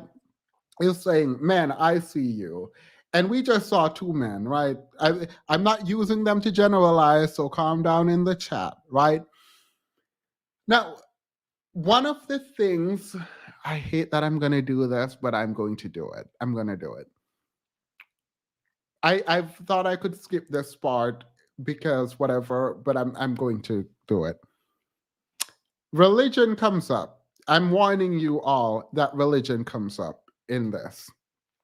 I know your feelings about religion. You know mine. We see each other. But it comes up. Ruslan, you need to get your friend. You need to get your friend because Hafiz is peddling this idea that men natural inclination is to cheat or to have multiple women. Now he's going to say that's the flesh, but this is what men do. Now he's wearing his new suit. His friend is also wearing his new suit, so they're advertising their suit. One of them looks sloppy, the other one doesn't look sloppy. It is what it is. Fine. Let's continue. has a ton of suits, we also have the standard membership package just for you. Guys, go to theaffluentstandard.com, link in the description below. I look forward to seeing you guys tap into the standard, and let's get started with today's video. So we talked about this. I told you I'll think if I wanted to do it or not. Yeah. But we're going to have one of these conversations. This is a topic I usually never talk about my real ideas publicly. But for the sake of this episode, I'm going to give it to the people. Let's talk about this. All right. I think, sorry, I did that loudly. Hafiz should consult me on these suits. I'm going to explain why in some later video if he cares enough. Hafiz, you can reach out to me. I'm offering you my services free of charge when it comes to you and your suit. I won't explain it here, but I will tell you this is extraordinarily sloppy. I know the look you were going for. I know why you did it. And this is not a drag on Hafiz. I like to see people doing their own business, selling their own things, doing what they need to do, right? I'm here for it. I have designed many of my own suits. All but 3 of my suits, I designed them, like picked out everything from the material to the threading, everything. I can tell you, I don't want to do this because I don't want to attack his clothing and his company. But I'm going to just say, this is not it at all. And you wearing it the way you're wearing it right now makes it look extraordinarily sloppy. I know you're trying to go for the chill, casual look so that it doesn't look like an advertisement. It is an advertisement. You're advertising your clothes, and it does not look great in the positioning that you have it. I'm just going to say that and leave it there. I don't even know if you were involved in the creation of these suits. I don't know if you care about the suits that you are making, but the presentation of it right here is not great. And that's not a drag. I'm actually, in my mind, I'm giving constructive criticism as I would want them to give back to me. Like I would want you to tell me if I'm doing something wrong. And so I'm not not for this. The other guy, though, wearing a similar suit, actually is wearing it well. Like he's actually wearing the suit well. So if the other guy is the model, let him be the model. But I don't know that this does not. All right, period. And if I'm being 100% honest, I was actually going to talk to Kevin Samuels about this. We're going to have a conversation about this. It's a long story. I don't want to get too much into it because he's gone. But we're going to talk about this. I wanted to talk to him about this topic because No. Yes. Yes. Yes. That's all I'm going to say. I've been hearing a lot, especially with, shout out to Andrew Tate. He's going Andrew. The difference with this is it does look like a more casual. The fact that they have lace in it knows that this is not a business suit. Like we already know that. So I get the sort of casual, relaxed, laid back. This is how you do it. And I don't know what's wrong with Hafiz's collar, but this is how you wear this suit. This is how you wear this suit. I don't know what Hafiz is doing on his end. And I promise I will explain it only to the extent that I get a request for explanation, because there's a very specific thing that Hafiz is doing that he shouldn't. Also, his suit is too small. Hafiz's suit is too small. When you're this skinny, you can wear tight clothing as a man and still look presentable. When you have a bigger build, try to not be as tight and restricting. But I'm not even going to get into it. I want to because it's bothering me so much. And I think Hafiz is the only Black YouTuber I know that is making suits. I love that. I love that for him. And I think that's great. And I wish more of the people in the manosphere would actually invest in actually more than dressing people up, substantively changing people's lives. But if you're going to just dress it up, I can appreciate suits. I just wish you would take more time to invest in it. It is supposed to be a kind of sloppy look, right? Like it should feel casual, like you throw it on, you're going to a yacht event or whatever you're going to, brunch maybe. It's fine on him, not on Hafiz. crazy. Yeah. Also, Ree brought out this conversation about successful men, top tier men, masculine men, alpha men, whatever word you want to use nowadays, how they are going to cheat. And this is a conversation that we are always talking about. So many layers, so much nuance to it. Yeah. And I want to give the men a taste of the private conversations among the guys in the standard. Just a taste. Because there's so much to unpack about it. So I'm gonna share a little bit and we'll start a conversation. What people need to understand is that there are two ways of living your life. There is the natural way and the supernatural way. So for all my religious people, especially all the Christian women or people who are interested in this from a religious perspective, they have to understand there are two natures, right? Even Sigmund Freud even broke this down. Biblically speaking, is this, they call it the spirit, the flesh, natural, natural, supernatural, id, ego, whatever you want to call it, right? What people have to realize is the world exists in a natural way. Human beings are created by God. So are lions, so are zebras, so are hippopotamuses, so are trees, so are canaries, so are beluga whales. They're all created by God. And he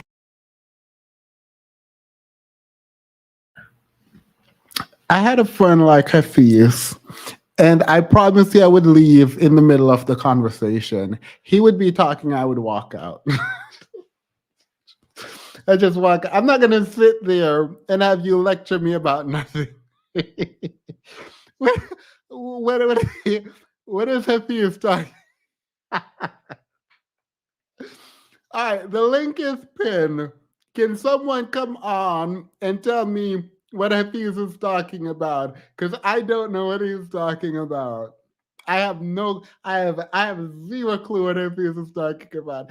I know this sounds like I'm attempting to drag. I promise you I am not attempting to drag him. I'm really not. I mean, a drag is a drag is a drag. So whether or not I'm attempting is, I guess, besides the point. But it I'm not putting that on the screen. I see what you wrote. I'm not. Why are you talking like this? So I'm assuming what he's attempting to say is you can live for the flesh or for the spirit of God. And for the flesh indicate that a man will cheat. I'm assuming that's where he's going to go. But you have to overcome your flesh for God if you are religious. I'm assuming this is what he is attempting to say. But now we're explaining what natural. We're explaining what natural. Period. Y'all need to understand what natural means. I hear great value Jordan Peterson because he don't want to read the books. Yeah, I think that's also one of my biggest problems with Hafiz.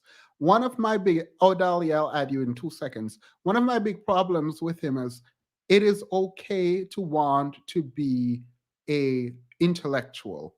I think that is great. I think more people, not just men, but everyone, should attempt to be intellectuals. There's work that comes with that. The work that comes with that is the actual doing of the work. That is the school, the reading, the learning outside of school. Like, you don't get to just rely on that which you already know and then say, "Oh yeah, now I am an intellectual." No, you have to actually do serious work and also do some writing. It doesn't make sense to me that he relies so heavily on these sort of weird storytelling to get him over the academic or intellectual route, because I know he wants to be Jordan Peterson. I know he said it. So at least go get a PhD then. Go do something. You don't even have to go to school. Read the book that you're talking about. Got on a deacon suit, irons and water bill. Took black men out of the home. All right, Dahlia, come. You're explaining to me what he says. Oh, I'm gonna attempt to. Can you hear me okay? Yep. Great. Okay. So keep in mind, I have not watched this clip. So I'm only basing this off of the little bit that you've shown thus far. So I think what he's trying to explain is like what you just described, this idea of the duality between your carnal flesh versus your spiritual nature. However, that spiritual nature really only comes when you have accepted God as your Lord and Savior. He gives you the Holy Spirit, and the Holy Spirit is supposed to be working inside of you, basically to help you transform your life from the inside out. So you don't do the same things that you did before you became a Christian. And so we're talking about the carnal nature. It's the idea that you are given over to the desires of the flesh, which would include things like infidelity, because the idea is you're really only about yourself. You're not putting others before you, which is kind of the whole marker of being a Christian, is putting others before yourself. All right. So that's essentially what I thought then. Good, good, good. We're on the same page. Yeah. Let's continue. Sorry, I'm getting a ton of messages. All right. Please stop messaging me on Instagram for a minute. It's not because I don't want to get your messages on Instagram. I opened mine and there's like 300 messages. There is no way I'm going to get through 300 messages. It's not going to happen. So, like, it's very intimidating to look through. So, it's just not going to happen. All right, let's continue. Thank you. have a natural way of doing things, whether it's because of evolution or because of the fall, whatever it is, this is the way these things work. For the religious guys, there's a supernatural way of doing things, meaning that if you're Christian, the Holy Spirit empowers you to live a righteous life. But the natural man does not do what is the right thing to do. The natural man does what he feels. And a natural man does what feels most natural to him. When people are talking about behavior, they have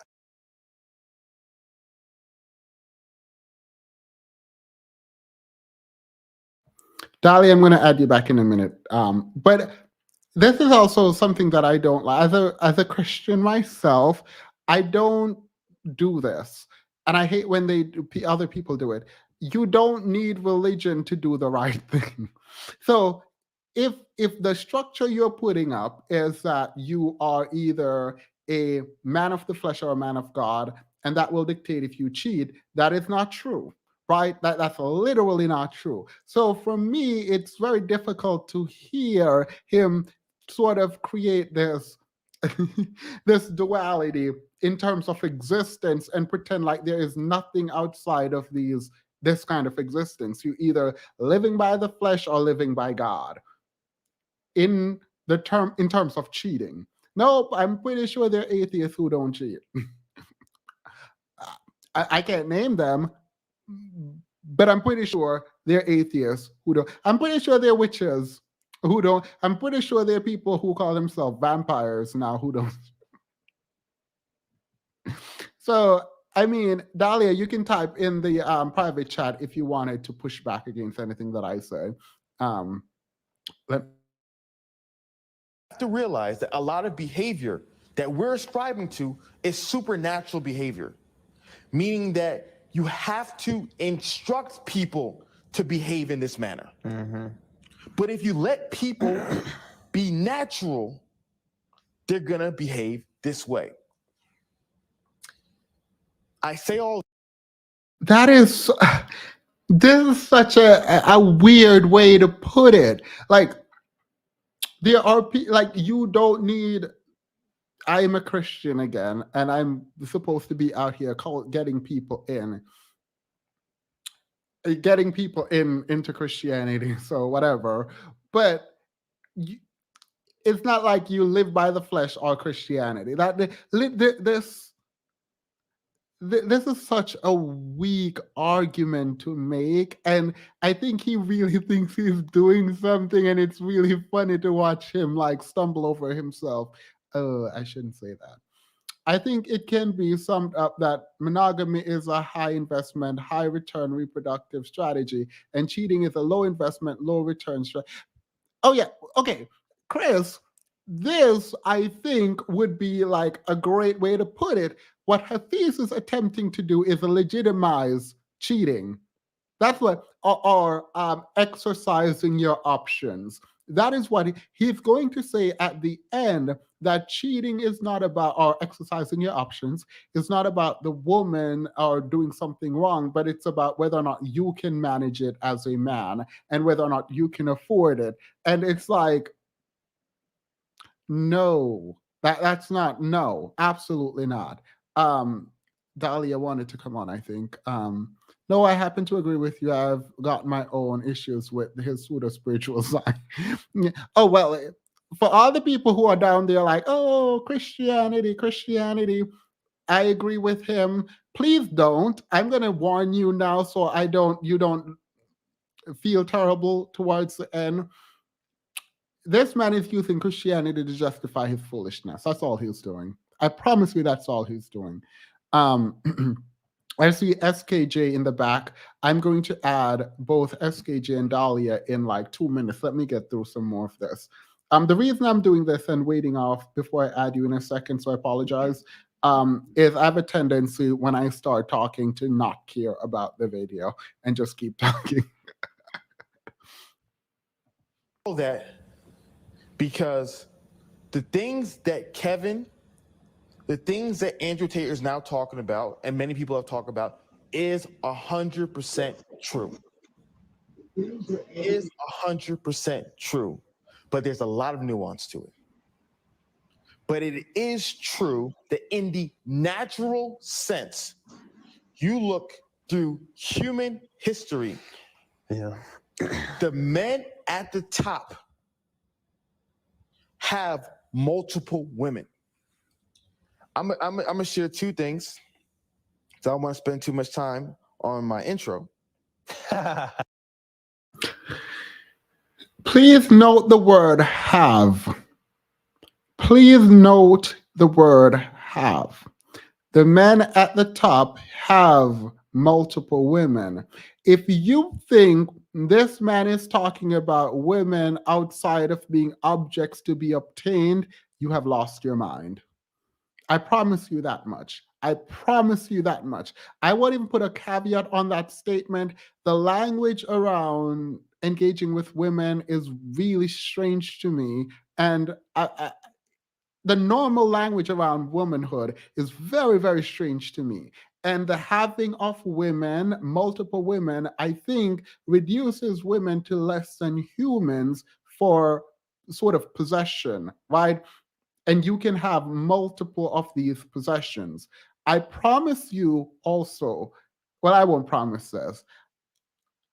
I'm not going to go back into the debating the Bible thing. I'm going to leave that alone. I'm going to leave y'all and Christianity alone, my Christianity alone. I'm going to leave it alone. You should mention Kevin in this soon. Kevin would probably be disappointed. I don't know. I didn't think he was. You know what? Let me stop. But most people know the story of Adam. On your dreams nightmare right now. Most people know the story about Adam and Eve. Adam and Eve get out of the garden. They had a child, Cain and Abel. Cain kills Abel. Adam and Eve have a child named Seth. And then in Genesis chapter 4, after Cain killed his brother Abel, it says Cain knew his wife, and she bore Enoch. Enoch bore Irad. Irad bore Mehuiel. Hope I pronounced that right. Mehuiel's father Methuselah, father Lamech. And in verse 19, read what it says about the Lamech. Just the first sentence, Joe. And Lamech took 2 wives. From the beginning, the guys at the top took multiple women. Israel, the country. Period. So the Bible justifies getting multiple women. I'm pretty sure in the Bible, he's going to talk about this too. It talks about a king only taking one wife. But this is Jordan Peterson's whole talking point, even down to fashioning out women so unappealing men can have one. I watched this years ago. Yep.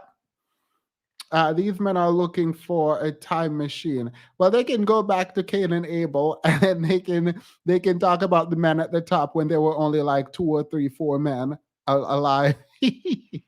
Period. I mean, they can go all in. I don't really care about that. I care that people actually listen to the fact that these are your Christian. And I know what you're going to say. These aren't the real Christians, blah, blah, blah. You're going to keep saying that all the way till you're blue in the face.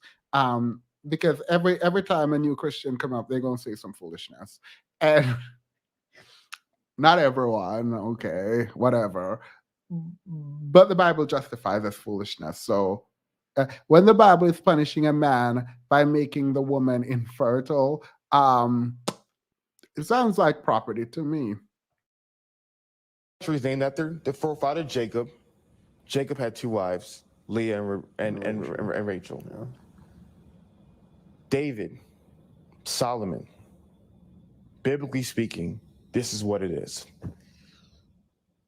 What's interesting enough, going back to biblically speaking, is that in Deuteronomy chapter 17, before Moses was about to die because he couldn't go to the promised land and he was giving the people a message, he gave a message to kings. Something just happened And I want to say this quickly that has nothing to do with this video. I'm no, I'm not going to talk about it. Kiki Palmer didn't have an option in this, and I think she had to do the best she can, and she had to pretend like colorism wasn't a thing. So I'm just going to leave that alone. I had some notes that I really want to get into, but I'm not going to do it because these men are boring me and they're annoying. And I have more interesting things to talk about. But let me play it for 2 more minutes and then we add some people and then we'll talk and play some more. And in Deuteronomy 17, they Moses actually said kings should not take multiple wives. He actually gave a command, and we'll talk about that later as well. Said kings should not take multiple wives. But even after that command, David, a man known after God's own heart, still did it. Solomon, known to be the wisest man ever, still did it. So these are. He said, it's colorism to believe she hasn't made because she's not Zendaya. It's a lie. Keke Palmer is extraordinarily accomplished in her own right. I think she should have been further in her career. I think Zendaya is talented in her own right, separate and apart from each other. And I don't take anything away from Zendaya. I actually like Zendaya.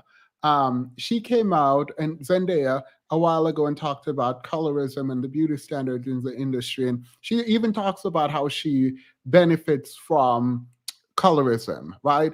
And so Zendaya is very aware of the positioning she had. I think there was an article out that I was trying to find where she said she only goes for certain kinds of role to compete against white people instead of black people, and things like that. And so I think Zendaya, in talking about the colorism, I would never trash Zendaya, but I also, in the same way, I would never trash Beyonce because Beyonce, like her dad says, benefits from colorism, but she's still that girl. I'm not doing this, but what out of everything, I think the thing that hurt the most in my mind is the fact that I think Kiki felt like she had to come out and pretend like colorism did not impact her career, and that she should not have been bigger. And she should look. I don't think Kiki is the best actress. Let me put that out there right now. But she's better than most of them in Hollywood right now. And she is a good singer, a good dancer. Like her career should have been further. That's all I'm going to say on it. I had a breakdown that I said I'm not going to do, so I'm not going to do it here. I saw a comment just now, and I just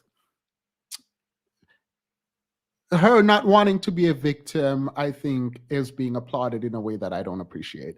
So, in the manosphere, how many women does it take to equal a whole human being? Or better yet, how much of a person is each woman? Three, period. You better drag. Mm-mm. I have yet to hear a black man quote the scripture about a man needing to provide or he's worse than an infidel. They act like it don't even exist, period. That's what they need to be quoting, to be fair. That is what they need to be. That is absolutely what they need to be promoting. But I do like Zendaya. It's saying that I'm with you. He's talking religion because he knows most women in the U.S. are religious minded, and that's how they can pull women into believe there's foolishness. But times are changing. Times are changing. Hopefully. All right. Let me add some. I said I was going to play some more. Sorry. For the people in the back, Truth Stella, Dahlia, SKJ, I will add you in 2 seconds. I'm not adding you now, sorry. I'm going to add you in 2 seconds. Let me play some more. I did not want to go on that tangent about Kiki and Zendaya, but someone wanted to know my thoughts. I just want I just want Kiki to win, but she won't if we pigeonhole her and hole her into a victim. And I get what she's doing. I just don't like it. I don't like that she had to do it. Are guys who are like close intimacy with God, kings of God's people who did it. What in the world do you expect? What in the world do these women expect from the non-religious guy? Mind you, the God-fearing guy is trying his best to live according to his supernatural divine nature, not live according to his natural fleshly nature, but he's still doing it. What do you expect from these non-religious guys, from these natural world guys? This is the way it has always been. Introduction to the book. What are your thoughts, Joe? Man, so I think there's a few things I think about, man. Oh, I don't really care what you think. I'm sorry. I really don't care. So that is the way it's gonna be. Any thoughts? Women, your man is going to cheat. No. Absolutely not, to put it your way. Wait. 1 second. Someone said Zendaya can sing, dance, and act. All right. So can Kiki, I thought. Like, Wait. So, I mean, Zendaya can dance and she can model. Do that. And I really like Zendaya. Don't do that. And she the Euphoria, she does what needs to be done in Euphoria. But I'm dying. no. Singer. I mean, I like she getting acting roles and whatever, and that's that on that, period. To be fair, this is not me pulling down the biracial woman. I'm not doing that because I don't think Kiki's a good actress either. Like, I'm being honest. I do not think Kiki is a good actress. But I also don't think Taylor Swift is a good singer. I don't like there are too many mediocre people in Hollywood. So if we have mediocrity up there, like, then let's do it. Kiki is a good singer. She's a good dancer. And apparently she has like a really big personality, which is apparently a thing that is needed in Hollywood. So there. But there are, I mean, Kiki is really talented. Like, Kiki is extremely talented. If everyone has a lack of understanding of scripture, they should tell you how contradictory and invalid it is. Y'all say that about well, period. Can confirm Themis does not think Kiki is a good actor. No, I would look, I would tell Kiki to her face that I don't think she's a good actress or actor. I still love her and I want her to win. I want her to win and I will go support her, but I don't think she's a good actress. I don't. Wait, how do you guys respond generally to either that comment or to the whole man will cheat? I'm over these men trying to convince us to let men cheat. In peace. The one thing that I want to say is him bringing up examples of men in the Bible cheating, such as David, who was in fact called a man after God's own heart, does not justify or say that is not proof that God sanctions cheating. He put the commands in that he put in, and the fact that human beings choose to circumvent or violate that does not mean he is, sanctioning it. So that, I think, is a very bad and poor example when looking at the Bible in its full context, because God does not contradict himself or his word as it pertains to that. Now, with that being said, because I actually addressed this with a pastor of mine, and one of the things that I will admit is that I wish that God would have been in the scripture more forceful about the fact that, monogamy is the preferred standard, or what have you. And I felt like that was strongly represented. Wait, so I was told there were scriptures advocating monogamy. Are there? Yeah, there are, such as what the person stated, what he said, Deuteronomy, when Moses says, and I don't know all of the particular scriptures to pull it out. I'm not a theologian. Oh, that's fine. I'm just go to, you know what I mean? seminary or whatnot. But that was something that I was curious about. About Deuteronomy, where Moses handed down the law and told kings that they ought to have one wife and not multiple. And we do see repeatedly. But those isn't there an argument there about kings and not just regular people? Well, it's not that's just people trying to use semantics and try. I think actually, what's his name? Ruslan addressed this in one of his videos, which I think was very poignant, where he said, the whole point of Christianity is not for people to search for ways to circumvent God's law and try to like pick out, well, did he, when he said like, do you understand what I'm saying? Like, it's not about, if God were to be particularly explicit about every single way in which man could err against his law, the Bible would be much longer than the 66 books that it is.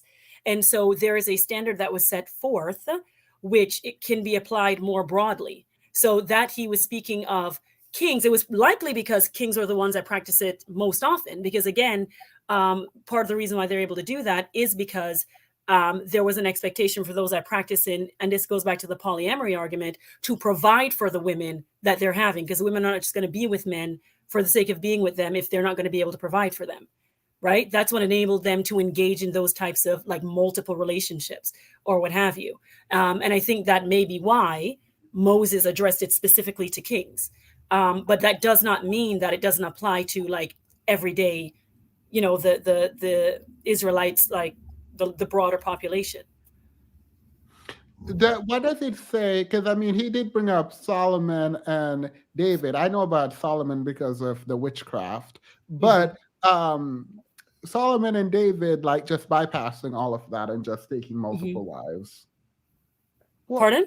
I'm jumping. I'm going to jump in here on this because people love to bring up both of those kings as if Solomon didn't write an entire book, Ecclesiastes, talking about how all of it means nothing without God. Exactly. He literally wrote an entire book about that and multiple proverbs warning them said about what all of you means what? All it's of it meaningless means nothing if you don't have God. It's utterly meaningless. All right, so he can have them and God, or no? No, he cannot. No. What his conclusion? His conclusion was that, because Solomon was an example, and I felt like, from my understanding, and this is, so I'll share my understanding of it, because again, I did have conversations about this with pastors and have prayed and reflected on it for myself. Because it was practiced so often by so many of the men, including a lot of the leaders and patriarchs in the Bible tend to have taken a lot of different wives.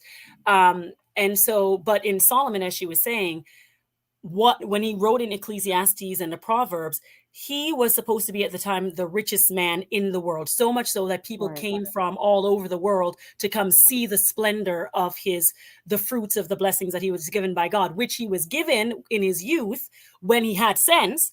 And when God asked him, because God owed a promise from David that he fulfilled in Solomon. And that is why Solomon inherited like the large kingdom with all the splendor and all the things. But then following that, he ended up moving away from God and taking 300 wives, however many it was, and then falling into like different religions or what have you. And he pulled away from God. And at the end of it, he satisfied his appetites in terms of having all these various women, and he had the wealth and the riches, which is what a lot of people in our society feel is going to bring them fulfillment. Whether I mean, it's one thing to recognize your stupidity. Solomon, the wisest king. I don't know why you're recognizing it after the fact, but it's one thing. What do you mean? You don't know why you're recognizing what after the fact? After you do it, you realize, oh, you guys shouldn't do it. So all doors close behind me. After you do it, you realize that you shouldn't do it? Yeah. What do you mean after Solomon cheated, he realized that he shouldn't do it? After he has all those wives, he was like, oh, that's a bad idea. Shouldn't take you cheating to know it's a bad idea if you're the wisest man, but that's neither here nor there. I'm trying to figure out, is the prescription from God or from Solomon? The prescription is from the prescription in terms of not cheating. Monogamy. Now, let's not use cheating. Oh, monogamy. Yeah, it's from cheating. God. The prescription is from God. And they just broke it. Yeah. Yes. And suffered for it. Yeah. All right. So I mean, these, biblically speaking, then Hafiz and Kevin Samuels are onto something if we're using the Bible. Meaning what? What do you think that they're onto? If God chosen, literally God chosen, and one of which he gave wisdom beyond any man's understanding, Solomon, if they couldn't do it, if they couldn't follow that specific rule regarding monogamy, how do you expect other men to do it? I mean, the religion seemed to like just say, look, y'all man, y'all shouldn't do it, but I see. No, Well, I still don't think that it justifies it, because again, the whole thing is that like there's a part in the scripture that says, which really No. Wait, no. I don't think it justifies it. Okay. I'm saying the stories indicate to me from my look, I can measure up to their amazingness, right? But if it's saying these men couldn't even do it, what does that mean for the I rest of think us? they are insignificant. I feel like they shouldn't do it because if a woman does it to them, they're throwing up. They can't eat. They want to tell the whole world who did them wrong. They can't breathe. They're not So that's focused why on. they shouldn't do it. I There's don't something in not the background. focused. There's wait, something in the all right. background. They can't Mute take what they everyone. Wait, no.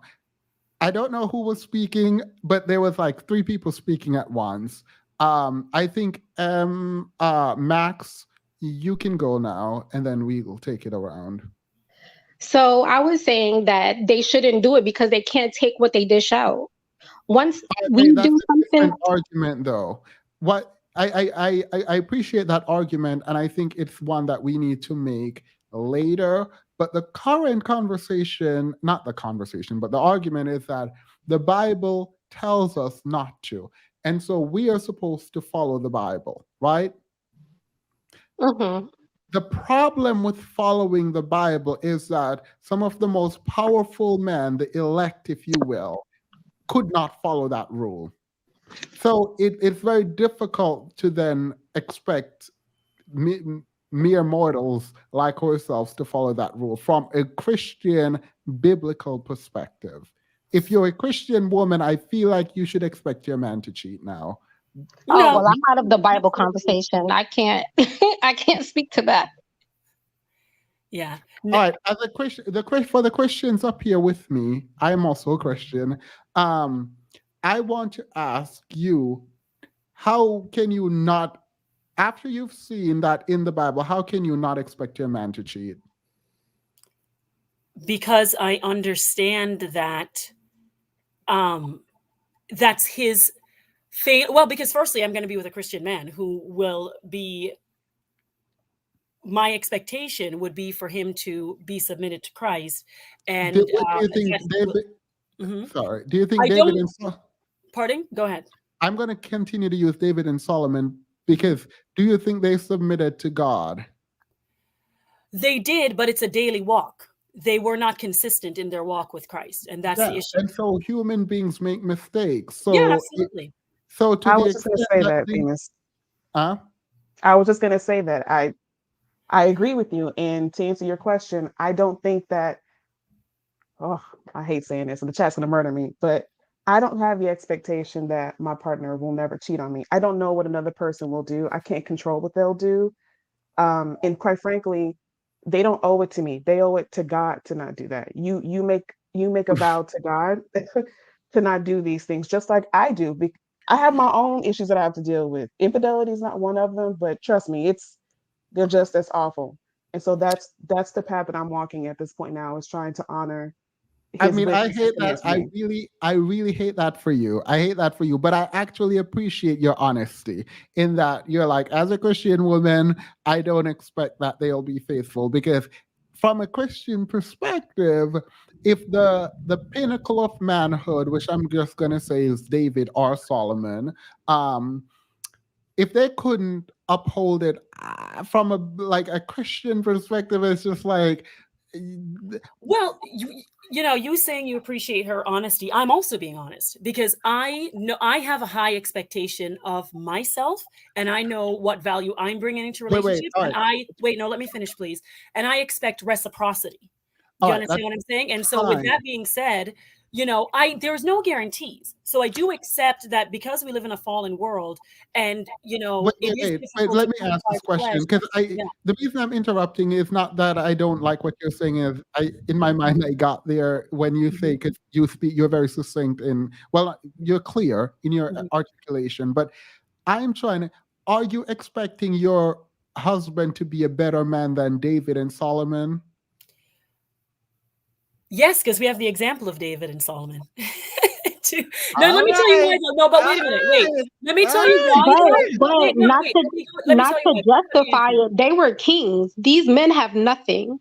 Yeah, no, Wait, no, wait. no. I, No, I'm no, no, not. no, I'm no. not Wait, taken by stop. title. Let me Go finish. ahead, truth Let teller. me let I'm me going tell to you let why you it is. speak Let me tell you why it is. uninterrupted. Because I brought this up, and we had like a hot debate with my pastor, because the thing is, I was like, but wait, why is God calling David a man after him heart, after him never good? Like the way, right? Because I was like, this man like cheated on his wife with Bathsheba or whatever when he saw her across the way and sent a man to go die in order that he can have a next man's wife. So I was like, that don't seem great to me. So I will acknowledge that. I was like, But then as I read the scripture further, the thing that God admires most about David is that when it was brought to his attention, his transgression, he was willing to humble himself and recognize the error of his ways, and he was punished for it by God after having done it. All right. Wait, Um, wait. Pause there. Who is Solomon's father? David, is it? So David didn't know his dad was doing this? David didn't know his dad was. You mean Solomon didn't know his dad did it? Yeah, sorry. Solomon didn't know his dad was doing this? Yeah, but that doesn't mean. I mean, people don't So having, mourn. wait. So Okay. having the example doesn't actually do much for someone like Solomon, but you expect that Okay, in fair point. Fair point. But that's the thing, is that it's whether or not people metabolize it. Do you understand what I'm saying? And this goes back to the conversation we were having before about, when I told you the story about that woman, that black lady, and her husband, and the fact that he made a promise to her and then he like reneged on it. It's like, you know what it is and you say what you say. And so if someone, for example, if I get married to a man and he tells me that he's a Christian and I observe to the best of my ability, and this goes to your point where you can't vet people, unfortunately. And so all we have is their word and my word. And because of the person that I am, I know that my word is bond, and that my word has value. And I would expect, and I think we all would expect, that the so person. you think your word to God is more meaningful to you in so far as you're going to uphold it than Solomon and David to God? I I mean, you have Well, to. as it Let me just pertains, be I mean, I clear. have like weakness in other areas, but as it pertains to like cheating, yeah, and also because I'm not a man, so I don't have the same All like. right, there you go, because you're not a man. So your husband to be, you think, is going to Okay, have. fair point. So maybe not. Maybe he won't. But Well, get maybe he comfortable won't. with cheating then. If you No, but not every man cheat though. That's the thing. There are actually look some that from a don't. Christian perspective, they can control it. In my mind, so No, they. Please, can I interject? Yeah, go ahead, interject. So, from my understanding, I thought that the Old Testament was just proof of like all the tea that humans can get into when they're quote unquote trying to be good. And I also thought it was to prove how we could not save ourselves and why we needed Jesus in the first place, why God had correct. to come back and save us himself, because from the very beginning, man has failed. Yep. And then on That's true. top of that, we now have the Holy Spirit. So Mm-hmm. now we have more self-control. Mm-hmm. All So right. I don't understand why it's not separate, because for me, it's like before the Holy Spirit and then after the Holy Spirit when Jesus arose from the dead. All Yeah, right. that's a good point. That's a very good point. Can I respond? All right, go ahead. Yeah. So no, that's a wait, good wait, point. wait. I take everything that she said. Wait.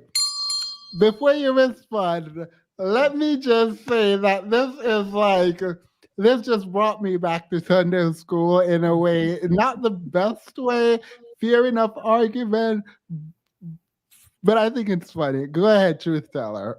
Yeah, I'm no, I here agree for it. with you. And that's what they say is that, like, the 10 Commandments was meant to be a reflection, a mirror to show us that in our own flesh. Because, the Bible also says our righteousness is like filthy rags before a holy and righteous God. And so, what you said is true. But with that being said, even in the Old Testament, because they had some knowledge like of God and what his standard was, there was an expectation for them to abide in it because they chose to enroll and engage in the covenant relationship with God. And so therefore, God rightly had a higher expectation for the Hebrews, because what it means to be holy is to be set apart, to be different, such that other nations would see them by their actions, which ought to have been different, to call other nations onto to God, by virtue of their actions. And what we have seen in the Bible, in the Old Testament, and even in the New, is that human beings continue to fail. And so, but that does not mean that, that you fail or that you make a mistake, that you ought not to strive towards, conducting yourself in such a way that is moral. Because even, you understand So what I'm wait, saying? wait, wait. To be clear, that means David and um David and Solomon did not have the Holy Spirit. The Holy Spirit didn't come yet No, until Jesus no, rose from no. the dead. All They right. had the law. They had the law. So But they they didn't had the have law, but they so didn't have the to Holy be clear, they say yes or no, they did not have the Holy Spirit Spirit. because No, it No, didn't come yet. no. So the Father, the Son, and the Spirit aren't the same thing in your mind. they are one, but they are different entities. Mhm. Yeah. Amos, All Like I right, can't do this. great. exactly, So Ruslan so I explained. should not be able to go to the New Testament and find one of the select having multiple wives. What do you No, mean? that's not true. No, Because They talk about David. culturally and They in were. society, we reflect what we grew up all right, in. So no, all right, it let wouldn't me be true. rephrase. No one with the Holy Spirit should be having multiple wives. I can't say that either because even with the Holy Spirit, the disciples failed, and even today, even now, we fail with the Holy Spirit. So All you right. still So can't. if those men who were closest to Jesus and also had the Holy Spirit are failing, obviously we are going to all fail. So again, do you expect your man to cheat? Oh my God. So God I holds think that's. you, each individual person, to the highest standard. Just like you made a point to stop thinking about mediocrity, stop trying to live mediocre. God holds us all to a higher expectation. We Yeah, don't no, answer no, no, no. to I anybody else don't but think God. people should wait. Let me be clear. I don't think people should cheat. My rationale for you not cheating does not come from the Bible. It comes from what I think Max was saying ultimately, which is about treating people with respect and kind of you can cheat if you want, just expect the other person to do so too. It is that it's from that sense of balance and equality that my idea of not cheating comes from.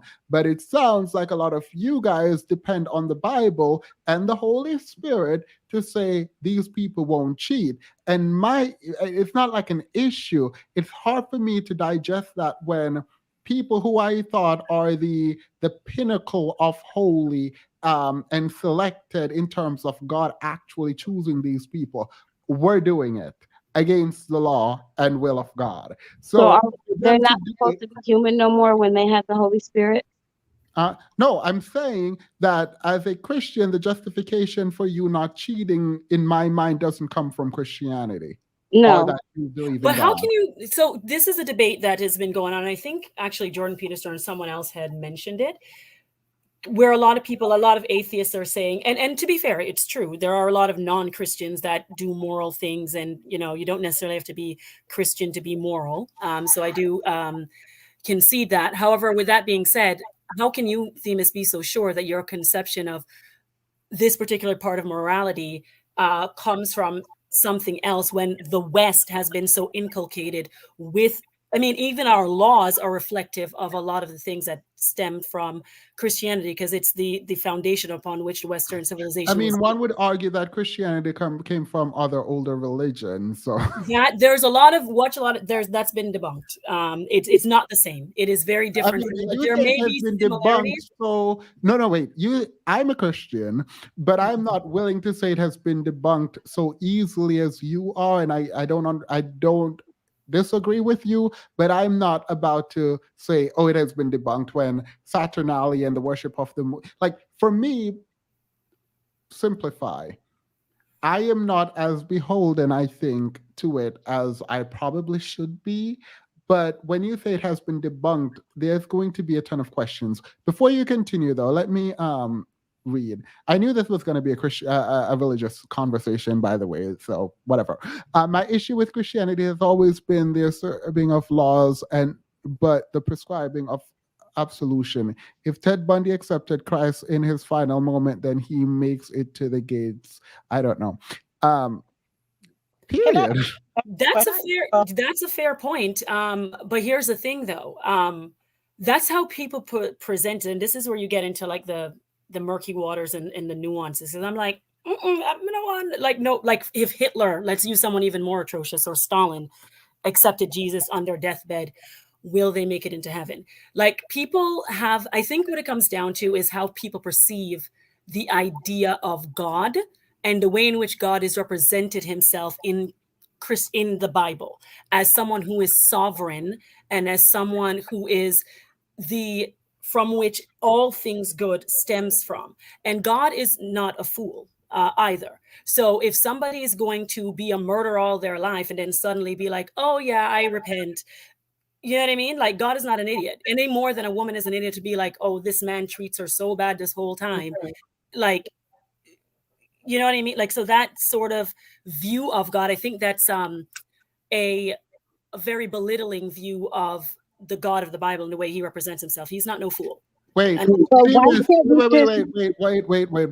Timus, you seem lukewarm in your belief. God wants you to pick a side. We cannot be lukewarm regarding him. Well, Then why would he say question everything? But it is. But why can't we just use the Bible as a moral compass instead of trying to embody everything that it says? that's what I thought it was. I never took the Bible literally. Like I said, I read it like it was the tea about human beings and the crazy stuff. Like I thought it was like one of the best crazy dramas that we could make. I enjoyed reading it, but I never like understood like how people twist it the way that they do. But then also people want to live for themselves. So I kind of think like it's like a narcissistic way of viewing yourself as something with power. I'm not sure. No, I feel like people try to use the Bible to indict other people. And I feel like that's I don't want to wait. I'm sorry. I don't want to go on there yet because I do think that's a really meaningful conversation about what people do with the Bible. I want to stay, however, at men will be men in the Bible, and the man will be men. I honestly, and as I said to you before, in my reading of it, and again, I'm not no biblical scholar or what have you, but I have listened to a lot of scholars, and I do intend to like go more deeply. Just the work that I do, I barely have the time, and everything else that I'm involved with in the community. I did not get that reading. Although the one thing I will say, and I will grant you, like I acknowledge and I observed that a lot of these people, and I think that's the point though, and this is why, as the person before was saying, why Jesus came back and had to come back, because it's like to say that it is our nature to lie, cheat, steal, whatever, because we live in a fallen world, does not negate the responsibility that we have in the eyes of God to act appropriately. And so that is a reason why, for me, I cannot accept that, oh, men are just going to cheat as like an absolute or what have you, because there's still the expectation that by virtue of knowing right from wrong, one ought to choose right and not wrong. And so I will always be looking to people, whether male or female, to conduct themselves in that manner. ideally more often than not, but with the knowledge that there is a possibility that they may not. All right, so you're not down for cheating, but you're like, all right, it could happen. Like I'm Yeah, not. because anything can happen. Because people lie. No, no, no, no. I No, don't no, like but that. it's true. No, but it's I don't true. like that. People- I don't like that anything could happen response. Okay, fine. So yes, I recognize that cheating could happen by virtue of the fact that You had an admirer, by the way, truth teller. we are human beings. Do you have any men in the Well, if Bible? we can we just let women be women too, or Yeah. say their flesh of their flesh and let them do whatever they want? I bet you the tune will change. Yes, the tune That's will it. change on a man's side, but I say yes, we Wait, can. I never thought that No, no, women no, would no, no, no, second. no. No, you guys don't get to do that. That is the secondary question regarding the Bible. Women, good Christian women in the Bible, did not ever cheat. Well, No, actually, I don't know why you guys They doing should have. laughing. actually, they did. I don't know if she was Christian or not, but No, women the did good cheat. then the Bible would have painted her to be a villain. Good Christian women in the So you Bible think that the did men not were not cheat. painted to be a villain? Because I think Huh? there was an indictment on David and on Solomon. Oh, they repented, so you should forgive them. But women So it would did be the not. same thing for women as well, because the No, woman at the well that had multiple husbands. no, because as a woman, biblically, you could contain yourself enough to not cheat where the man couldn't. There is a No. distinction. I have a question. Wait, if- no. Before you ask your question, are the Christians up here going to deny this? To deny women, generally speaking, yes, I believe we do exercise more self-discipline and self-control than men I do. thoroughly disagree. Because it's forced upon us. You think it's because Look, you Yes, can it's say forced. what you want. I'm just talking from a biblical perspective. If men are fallible, they will walk, and if with the Holy Spirit, they may fall short of the glory of God. but And they women might did cheat cheat. in the Bible? Wait, Like, wait, did and Yeah, they but might when they cheat. say man, they never specify man or woman. So I feel like it can apply to both sides. Did you just say when they say men, they don't specify men or woman? I feel like for sometimes the they most do. part. Yeah, Yeah, I sometimes they take do it as speak in human. generalities. Sometimes they say like men, like meaning mankind. All right, Yeah. outside of the patriarchy and the misogyny in the Bible, let's continue to the fact that the male example of leaders in the Bible had women were faithful when they were Christian. The good Christian woman in the Bible did not cheat. You're not going to convince me otherwise. The good Christian man could cheat and then come back to God. The good Christian woman did not cheat. Okay, stop the trolling. I promise I'm not trolling. I have a Find great. me an example of find me the example of the good Christian woman who cheated. The woman that married, and I don't know whether or not she's Christian, but I remember reading something about You're gonna I have think to it was in for this Hebrews. one. For this No, one, no, you're gonna have it was to in send me no, the really. chapter. There it was in Hebrews where there's this man, and it was supposed to be used as an example for Israel and them playing the harlot towards God. Where this Oh, you're talking man- about Hosea. That's Old yeah, Testament. Hosea, though. yeah, and his wife. I don't know, was his wife Jewish? No, Would you mean that his she was wife, Christian? she Look, was. find me the Christian woman in the Bible who cheated.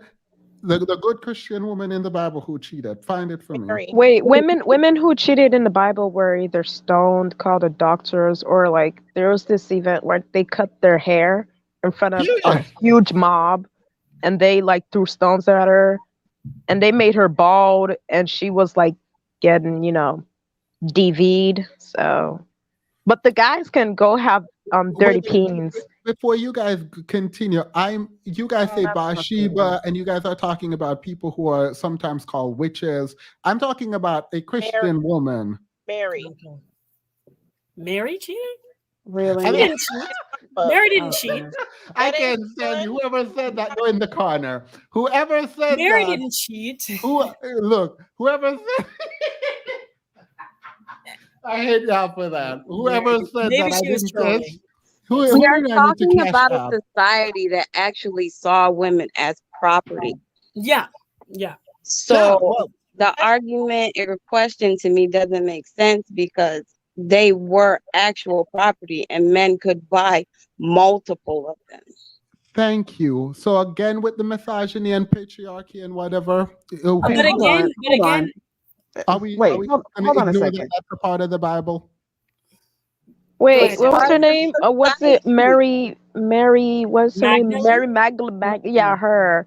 She's a But the thing prostitute. is, No. even What y'all cannot do tonight is weaponize misogyny, women as objects and property, as an example of why women couldn't cheat when we had a whole argument about how the Bible treat men and women equally. We're not going to do that. I agree with you. And it's specifically for this reason. I don't like this idea that somehow women have more self-control. I don't believe that to be true, first of all. I No, I have didn't say we not have more necessarily, self-control. I said we exercise it more than men do. I don't think that's true either. Or I hide really better. don't. That's Now, what I've seen. There's a lot more women that I've known. And again, I have to look at like the data and what the data says, but it appears that's why a lot of women, otherwise, why are women complaining if they're cheating as much as men? Then it's equal. But But my even today, aren't women who cheat like habitually never caught because they're very secretive and quiet about it? So why would we even know? but the thing is that what I keep seeing on social media and this discussion of like the gender wars is that women are frustrated because they want to be in monogamous, mutually like mutual relationships, but the men are not giving that to them. So if it is true what Dahlia is saying, that women cheat at the same rate more or less than men, then there's no issue. Then you're going to cheat and I'm going to cheat and it's all When cheating. I say Christian, by the way, I'm also including like Jewish, like to the extent that Yes, that yes, was. I understand that. Oh, okay. So I what can kind of say- men are we choosing then? Wait, what? That's why- Wait, before we continue. Sorry, I thought someone else wanted to speak. There are some people on here who hasn't.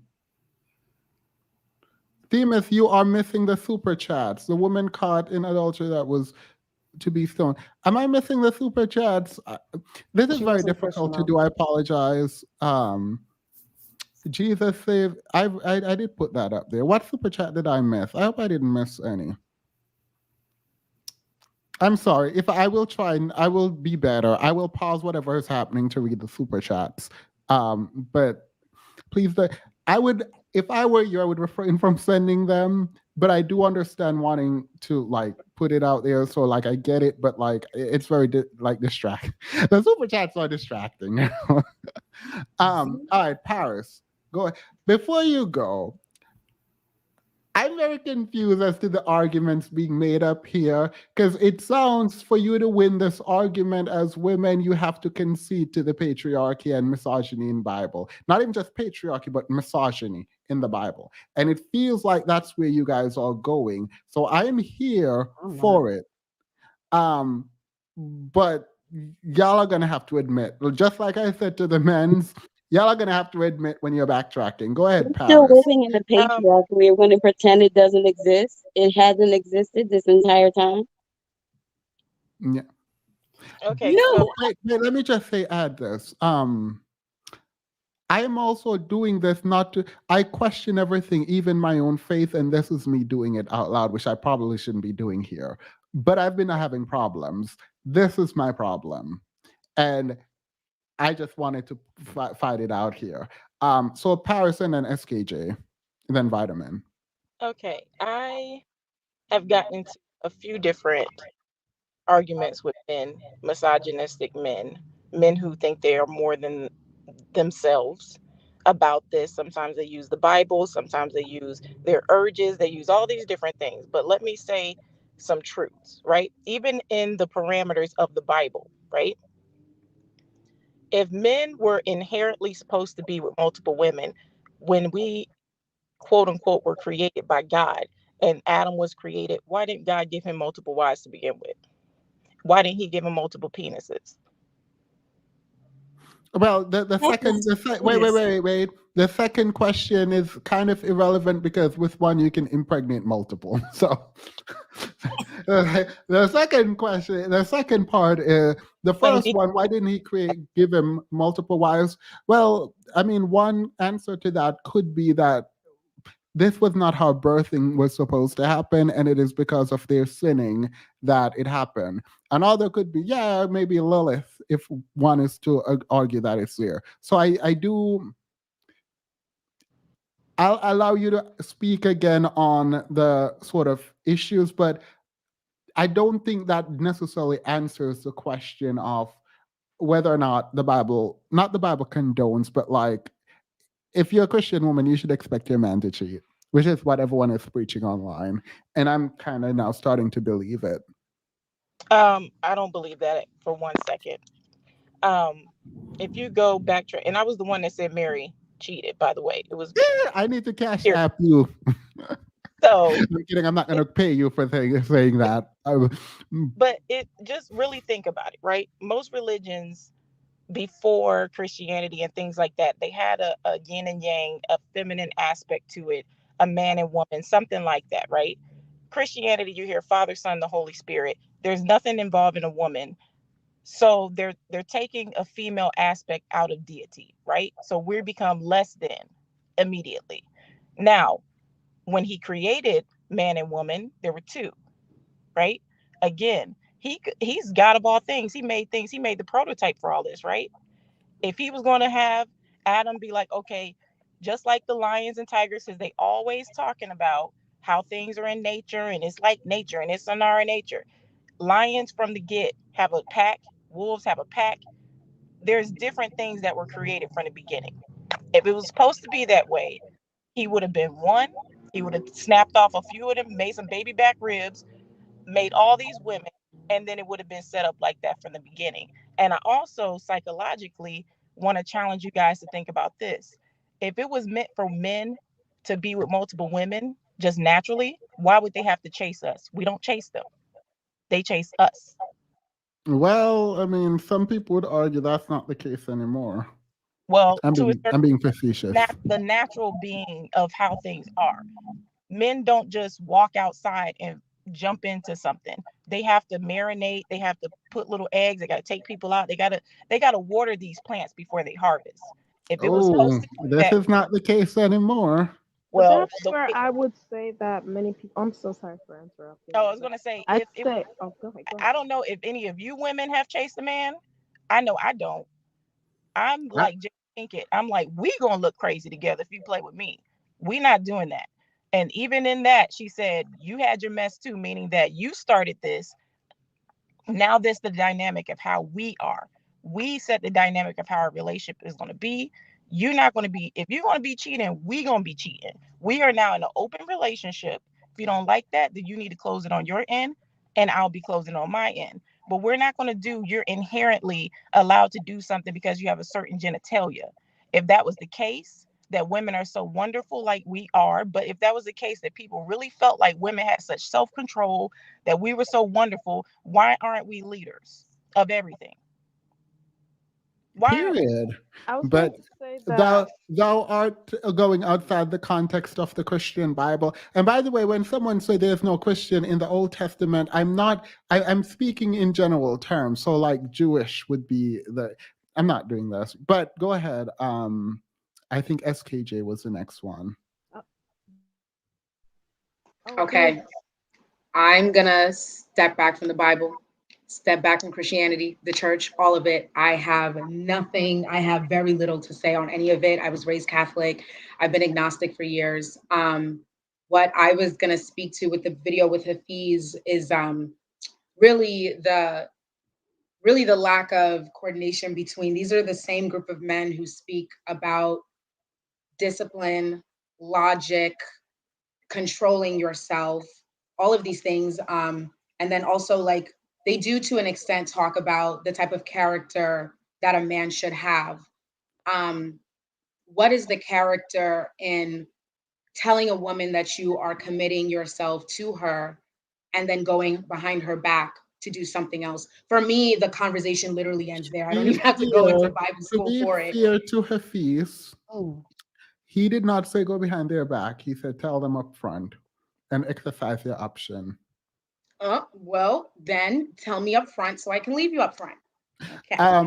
Also, I do take your point though about self-control because it seems a very inconsistent message with his specific platform. Um, Not just about Christianity, but like even when he's Christian, I find it really tiresome to like only sort of lean fidelity and monogamy on Christianity. Like I find that to be a weird thing to do. To say like this is why you need Christianity. Like I'm here for saying you shouldn't cheat. Christianity tells you that, but also self-discipline, and even to the extent we're saying just don't. Because it's going to invite too much problems. There could be STD outside children, blah blah blah. Like it's not worth it kind of conversation. To lean it on sort of Christianity implies that it's going to happen. And I think they kind of admit as much. And I don't like that. Like, I don't like the fact that when you crotchet it on sort of Christianity only, it falls apart. And it falls apart because humans are fallible. And some of the most select were failing at this very specific thing. And I also wanted to quickly mention the same way I see people cherry pick the Bible. I think we also cherry pick when we want things to be quote unquote natural and not natural. He was going into his lions and tigers and bears, oh my, about what are the natural things that men do. We as a society, we have very consciously picked what we do naturally versus what we don't do naturally. Like before, like let's say 30, 40 years ago, like many would say that many people's, I guess, defense for their homophobia was that it's not natural for a man to lie with a man or a woman to lie with a woman.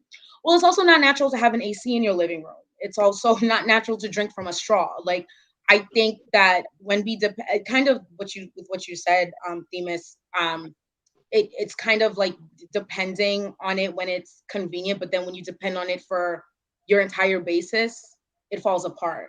And I think that it would just make more sense if we came up with our own standards for our ways of living, how to be in a relationship, how to be in community with people, because clearly a lot of the foundations that we've created, they're very faulty. There's a lot of cracks in that foundation. Yep. Who did I say was next? I'm going to go with Sarah. Sarah, you're on mute. All right. Kate. Hello. Oh, hey. All right. Oh, God. Can you hear me? Yep. All right, first, I want to say hello to everyone. Thank you for having me. I can't. Yeah.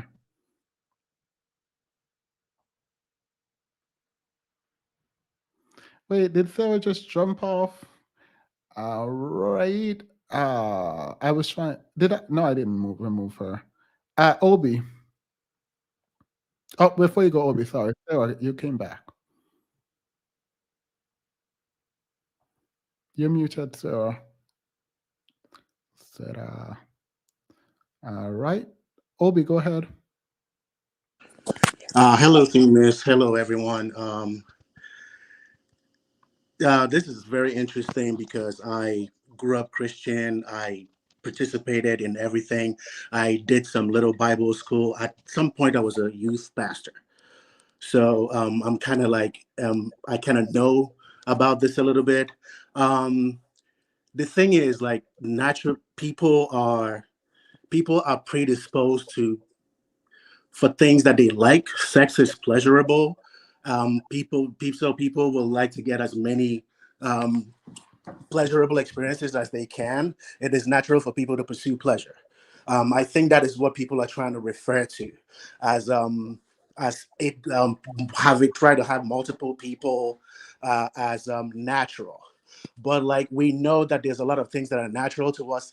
Eating unhealthy food is natural. We like to eat a lot of unhealthy food, but we know it's not good for us. So I think it's incumbent on us as people to view each other as proper human beings, because I think one of the problems that happens is like the Bible is basically patriarchal. The world has been patriarchal for thousands and thousands of years. It was written by men through the eyes of men for the purpose of men, pretty much. Pause. In a time where the Christians just admit that women were nothing but property, but they expect us to also believe that the Bible thought they were equal. I don't know how they're going to posit that argument, but continue. I just needed to underscore that so both Classic Yaya and Truth Teller, who I love dearly, both of them can contemplate that for when they're ready to rebuttal. Continue, It OG. doesn't. It doesn't. The people, men and women, are not regarded as equal. Even in the New Testament, I was actually talking to one of my coworkers today. In the New Testament, there are places that said that women are not allowed to teach men. Women are not to be allowed to be over the head of men. So, regardless of her talent, regardless of her knowledge, a woman cannot teach a dumb man. A dumb man, because he's a man, has to be the teacher regardless. So it is a patriarchal book. It doesn't mean it is. You can we cannot pull valuable lessons and moral instructions on how to live from those from the book. That's what I do. But I the saying that Christian that the Bible is not patriarchal is kind of a little bit of disingenuous, and I understand that. I struggled with that for a little while, and I think another thing I wanted to say is that I've having conversations with a lot of people in the manosphere and a lot of men around. I've noticed something. Men do not regard women as full human beings. I don't think we've acculturated ourselves to see women as full human beings with emotions, with desires that can choose whatever they want to do, that have their own lives outside of men. So that is why we all these things keep coming up, because these men, regardless of however they see things, they they see women as less than and should be in service of men. So like that is why we say things like acquire women, have multiple women, powerful men have multiple women, and the guys in the Old Testament didn't cheat because polygamy was good. Polygamy was legal. It was okay. They didn't cheat. They just had multiple women. Monogamy is a new concept, at least in this dispensation that we have. Yeah. And I mean, I appreciate that and I agree. I mean, even in the way men talk, you can hear how men talk about women in terms of possession, but also just when you watch even this stream, a man will be up here and we'll be talking back and forth, and as soon as a woman comes in to try to like talk to them, they blow up like, how dare Yep. you. And these women will be asking simpler question that I'm asking, and they will drag and get mad and just go They're off the. offended. Yeah, Yeah, they're offended that a woman, how dare a woman talk to me like that? Like a yeah, woman doesn't have agency, doesn't have a range of emotion they can actually express. So that's what I've been seeing. There's a fundamental lack of respect for the humanity of women that is pervasive in our zeitgeist, and that is where I see where all this misogyny that is coming from. Once you can tune, once you can, once I told somebody that, and I challenged him on that, and he kind of actually had to agree that it's true. I was like, when white people used to see us as two three-fifths of a person, we were mad about that. But now we want to consider women as like almost like an appendage to yeah, us, and that is absolutely disrespectful. And the only reason, although that a lot of people would like to have variety and multiple sexual partners, if you like that kind of thing, have an agreement with the woman that you're with, be open with them, and you can engage in however whatever you want to, but you should do that out of with transparency and respect for the other person. yeah. Um, And the fact that you can do that, the fact that you can do that and she can't, implies something about your judgment regarding her and ownership. Um, because a lot of men are like, "Oh, I can go sleep with other people," and I think this is where the conversation would ultimately go. But she can't, and the Bible.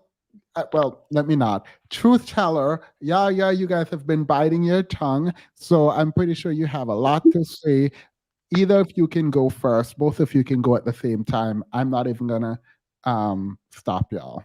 Can I can I just like say something that I Is noticed? that Katie? Yeah. You're very low. Yes, she's very low. Can you speak again? Hello? Hello? Yep, we can hear you now. Oh, okay. I was going to say, I don't know if anyone noticed, I just was holding this in for like this Hafiz dude. But I was going to say that I am very like annoyed of how this guy, he literally is literally cherry picking what he wants from the Bible. And that is one thing that I get very pissed off with these manosphere clowns. Like they want to say everything from the Bible. Oh, the man is da da da, but then they ignore the part about how you have to provide or you're worse than an infidel, which many of them cry because they complain about women going for the 1% and providers, etc. Right? And then I noticed that when you have these conversations, like he's talking about all these dudes in the Bible and kings getting all these women, but if you have a further conversation with them, they will then, because I was talking about this in the private chat, but they will then bring up like biology and science. And I think that's very disingenuous because I feel like biology and biology slash science and the Bible doesn't really go well because it's contradictory. And the Well, thing I is, mean, they will wait. be I'm like, gonna pause you there and say, Truth Teller might be upset with you about that. We're not gonna debate that specific point. I'm gonna let you finish. I'm just gonna underscore that I recognize it. There's a pin there, but we won't debate it. But continue. yeah, I'm sorry for this, but I was going to say like they would be like, well, biologically, men have an attraction towards more than women and want to procreate. And then it's like, which one do you want? Do you want the Bible or do you want science? And it's just like you can't pick two of them. They really don't. In my opinion, it's fine to debate it or have different view on it. But in my opinion, I feel like those two do not go together. They're like oil and water. You cannot mix those two together. And that's what I know is about Hafiz and other of these manosphere clowns. They will then use biology and science, but then they will then use the Bible to literally validate their BS. That's what I've been holding in. Yeah, no, wait. Thank you, Josephine, for your super sticker. Curry Up and E says, I love the speaker's point of view. Black men want. I think she was talking about Obi. I'm a bit behind. I'm at the 3 hour mark, so I'm gonna have to wrap it up quickly. I get that there are people who argue that the Bible actually explains biology before biology understood biologists and understood biology. So we're not doing that debate. I'm not doing it with y'all. So please, to the extent you can, not don't address that. Go ahead. I would Both. add something to what KD says. It's connected briefly. Yeah. Well, I mean, I'm just giving the people who support. If you're with Truth Teller and the classic Yaya, all of you guys can come together and speak. Oh, I was going to say, along with KD, what she said was so poignant and so like right on the money. But also, I wanted to add to that, men are ignoring that monogamy was created by men. It's a marital system created by men. If men have always been in power, why are they mad about a system created by men? And you can watch Jordan Peterson. He breaks this down so succinct. He says monogamy was created by men for the upper elite men who had all the women to make monogamy so that lower level men could have someone. Because if you go by polygamy, and we're supposed to be okay with that, the women are going to go for the Bill Gates, the Floyd Mayweathers, and all the people with resources. Men without resources would not have women, and it causes a mass amount of lower level men to be upset and uprise against all the upper level men. It was created by men. Period. All right. I didn't watch that scene. I didn't I scene. don't. I did not watch that video, but please send Yeah. that to me. All right. I'm pretty sure Yaya and Who's telling me? Truth Teller, yeah, have something to say. Yeah. Matthew, Mark, blah, blah, blah. Jesus confirmed the leave, cleave, and weave, one flesh commandment from Genesis 2:24. All right. I don't know. I'm so sorry, Chris. One of the things about me is I will never know a Bible verse just by the verse. You're going to have to tell me what it says. I apologize. All right. Thank you, Chris. I apologize. I don't know what is happening. Let's go in the after show. And in the after show, because ZZ just told me it's been 3 hours and I'm trying to, we're going to give you guys time, Truth Teller and Yaya, to rebut. So I hope you guys were taking notes.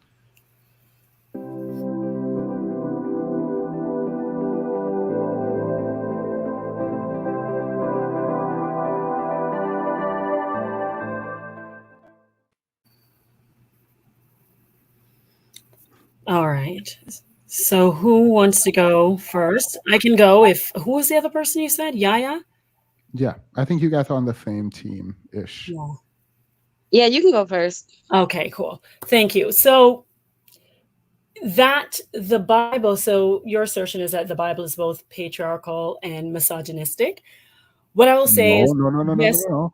Mine is patriarchal. What y'all described was misogyny, but Oh, go okay. ahead. I don't think so. Okay. So patriarchal, yes, in that men are Wait, set up pause, as pause, pause, Mhm. pause. I know I'm interrupting you, but let's be clear. You guys said women were treated as objects, right? By the men of the day. Here's a distinction that I want to make. That men choose to treat women in the manner in which they did does not mean that it is something that is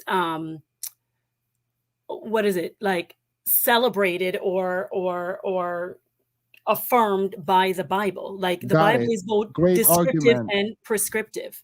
All I right. think he's prescribing what they did, but in my reading of the Bible and from what I've of observed and read and listened to of theologians, there's nowhere where God was like, "Good on you, mate. You did good there by treating All women right, great. like No, trash." no.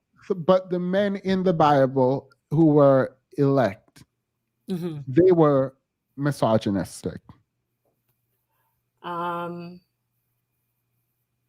Yes. misogynistic, Wait, no, yeah. no, no. This is The way truth, that they power, and Yaya treated, time yeah. to shine. No, no, no. Because misogyny mean dislike, contempt for, or I'm prejudice going to against treat women. women like object as the definition, Yes. but go Okay. ahead. Then yes, yes, yes. All right. They did treat women like an object. Yes, they did.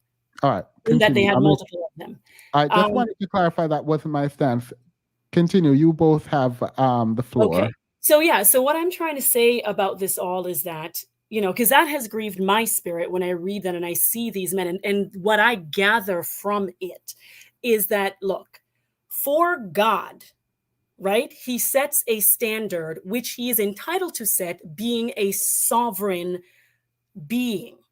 And what the story of the Bible is about a rebellious people and a loving God that give us chance after chance after chance. He lets down the expectation. We choose to enter into a covenant with him, and like the people Wait, of wait, Israel, wait, most wait, wait, wait, expressly, wait, wait, wait, wait, what? wait. I What? have to. When you say it's about a loving God giving us chance, I'm pretty sure the people in the flood will disagree, and Sodom and No, but I Gomorrah. agree with that because at a certain point, it's like enough is enough. They don't give us Mm, chance after a chance. They jealous just do. God, a God who wiped out a people No, no, no, multiple no, no, no, no. times. Because they Please were do not. wicked Wait, and then no, no, no, no, deserved no, no, dead. no. Wait, stop. No one else comes in. I mean, I'm interrupting her and I feel bad, but Yeah. like the way God was explained to me, which is why I'm afraid of hell, he wasn't the nicest. But No, but here's the thing, though. Here's the thing. This is the thing that people get twisted about God, and this is why people no, listen. no, no, no, no. I don't want us to go down there. I just pointed out why it triggered me. But I want you to continue to make the argument you were making regarding cheating and men and Bible and Yeah. misogyny and Okay. So patriarchy. the thing is this.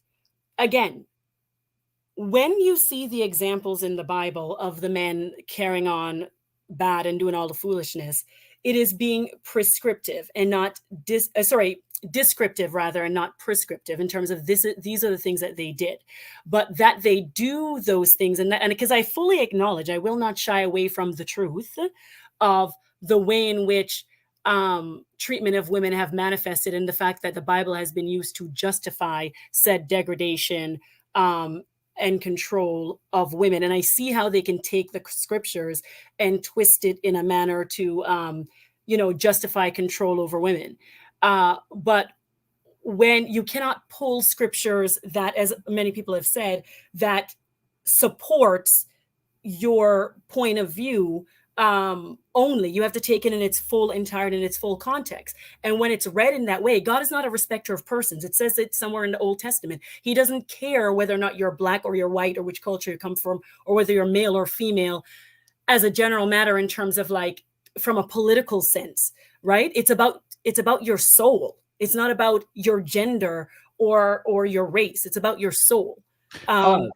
So the men today are cherry picking from a Bible written by men who are misogynistic and treating women like objects, and you are trying to convince me that they have to quote unquote cherry pick to come to the conclusion that women are less than them, even though the Bible was written by men who treated women as less than them.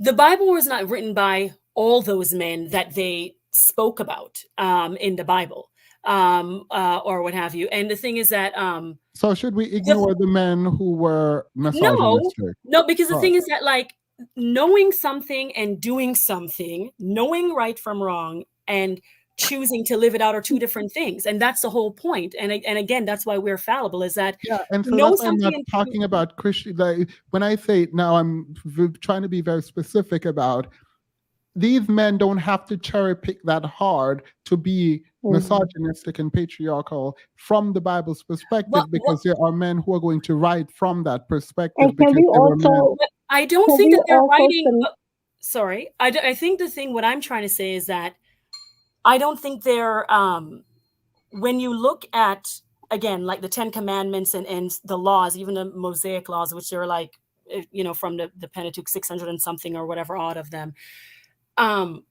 repeatedly there's a standard that was set before them that they were aware of, because the idea is that it's the inspired word of God. Like, God spoke through these men what is written in there. And from what I've seen in terms of the rules, it is very clear that God, it does not abide, fornication or like adultery or anything like that. And so for those who wrote it and still yet chose to violate the law, is speaking to their particular moral character. So that, again, it comes to that they acted misogynistically, does not invalidate the law as it was written, because the law is still the law.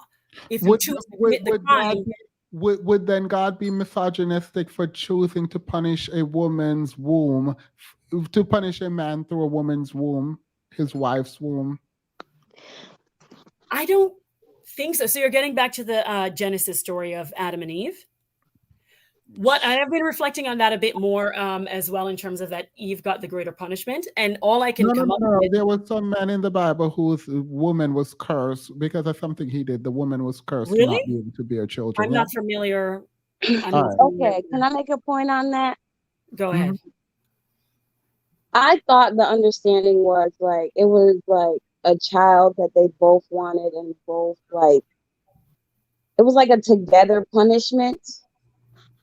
Like, for me, it was a together punishment. But I also You're believe not that gonna sit women. here and pretend like women, they to produce children was not to continue the man's lineage. Is that what we're gonna do tonight? No, that's so. Is it not continuing the woman's lineage? Is the No. mother's love for her child not? No, because you take the man's wait, last wait, name. no. The woman's lineage was not continued through birth. No. The child always takes the man's name. And also, can we just admit that the Bible is a game of telephone? Wait, no, Max. I want a response to this, because you guys are reading a lot into the Bible. The Bible. I don't take it literally or seriously. I take it for morality. So like, a lot of these questions are like too poignant for me to really wrap my head around, because I don't adhere to the way that I guess everyone is viewing or has seen Christianity. All right, but so can we just accept that the woman's lineage was essentially irrelevant when it comes to reproduction? In our society, yes, it did at that time. All right. Timmons, can I say something? Mm-hmm. Yeah. If you everywhere from Genesis to the New Testament, you'll see evidence of patriarchy and misogyny throughout. In Israel, only men were counted; women were not counted as part of the population. And when you go to the New Testament, in Timothy, Paul directed that women are not allowed to teach men. Women are not allowed to be over men. So wherever you go from the Old Testament to the New Testament, it is standard. It was assumed. It is clear in the Bible that men should be over women, and they're not the same. They're not equal. So anybody that's trying to like twist this whole thing to make it look like there's some kind of equality in there, it isn't. Marrying multiple wives is okay. If somebody mentioned Mary Magdalene of a while ago, and Mary Magdalene was being stoned, they were about to stone her because she committed adultery. She slept with somebody else. She wasn't married, but she slept with a married man, and she was being stoned and not the man. And that's why, so like the punishment for adultery was for the women. So those were the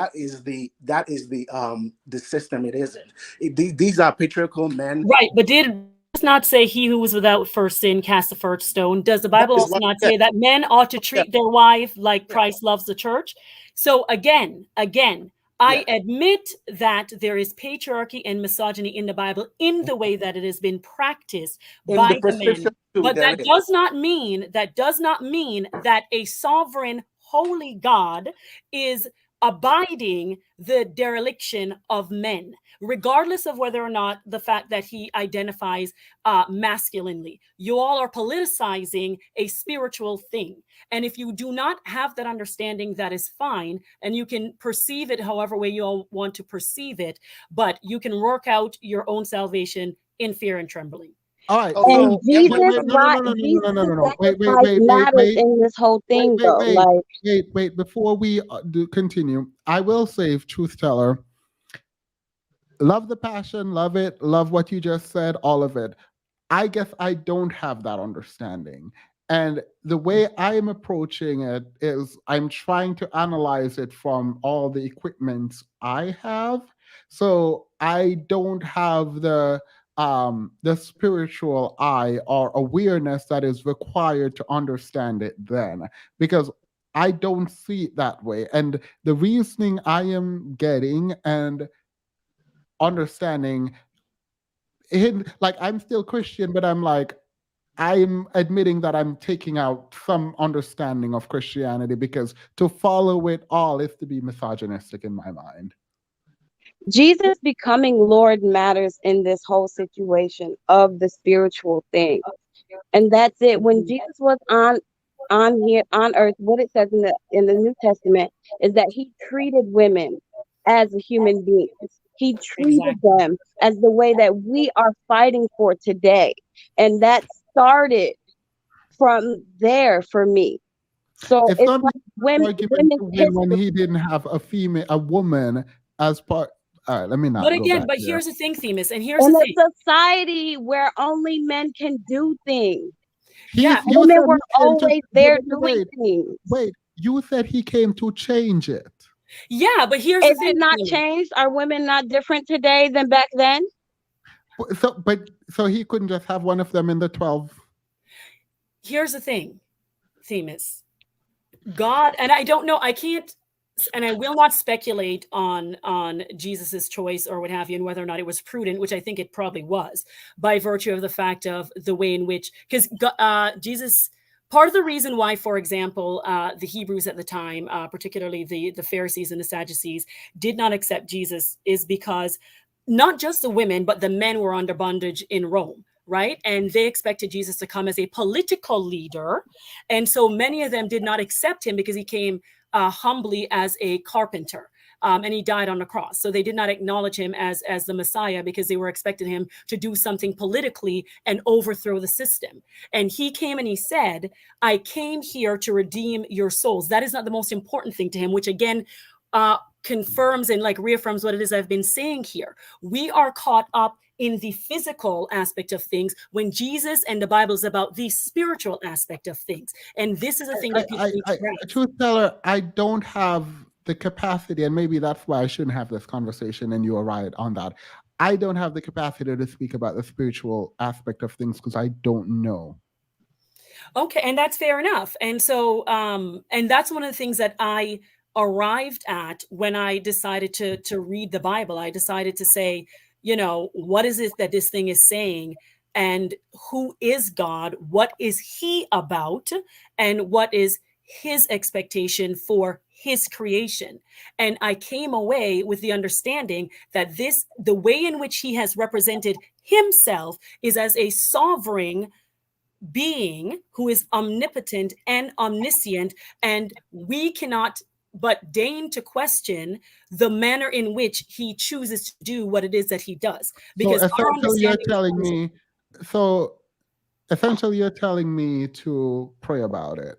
yes, please do pray about it, because that's what Uh, I did. So that's what all my pastors told I me to just do. The accepted challenge, And you can do research as well. the By out the of way, nowhere. sorry, there's a lot of scholars that have written about this, intellectual people, because a lot of people try to say, oh, Christians are stupid. There are scientists, there are lawyers, there are, I think Edward Newton was a scientist. There are many intellectual, far more intelligent people than myself, male and female alike, who have written.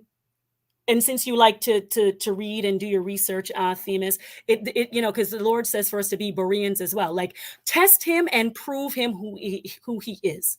Test him and Wait, prove no, him no, who no, he is. because And I've been question that. reading. Wait. I've been reading a lot about most of the topics that I bring up, and one of the things I find is certain unanswered question, and when brought up to people who I think should be able to provide those answers, I am being told to go pray about it.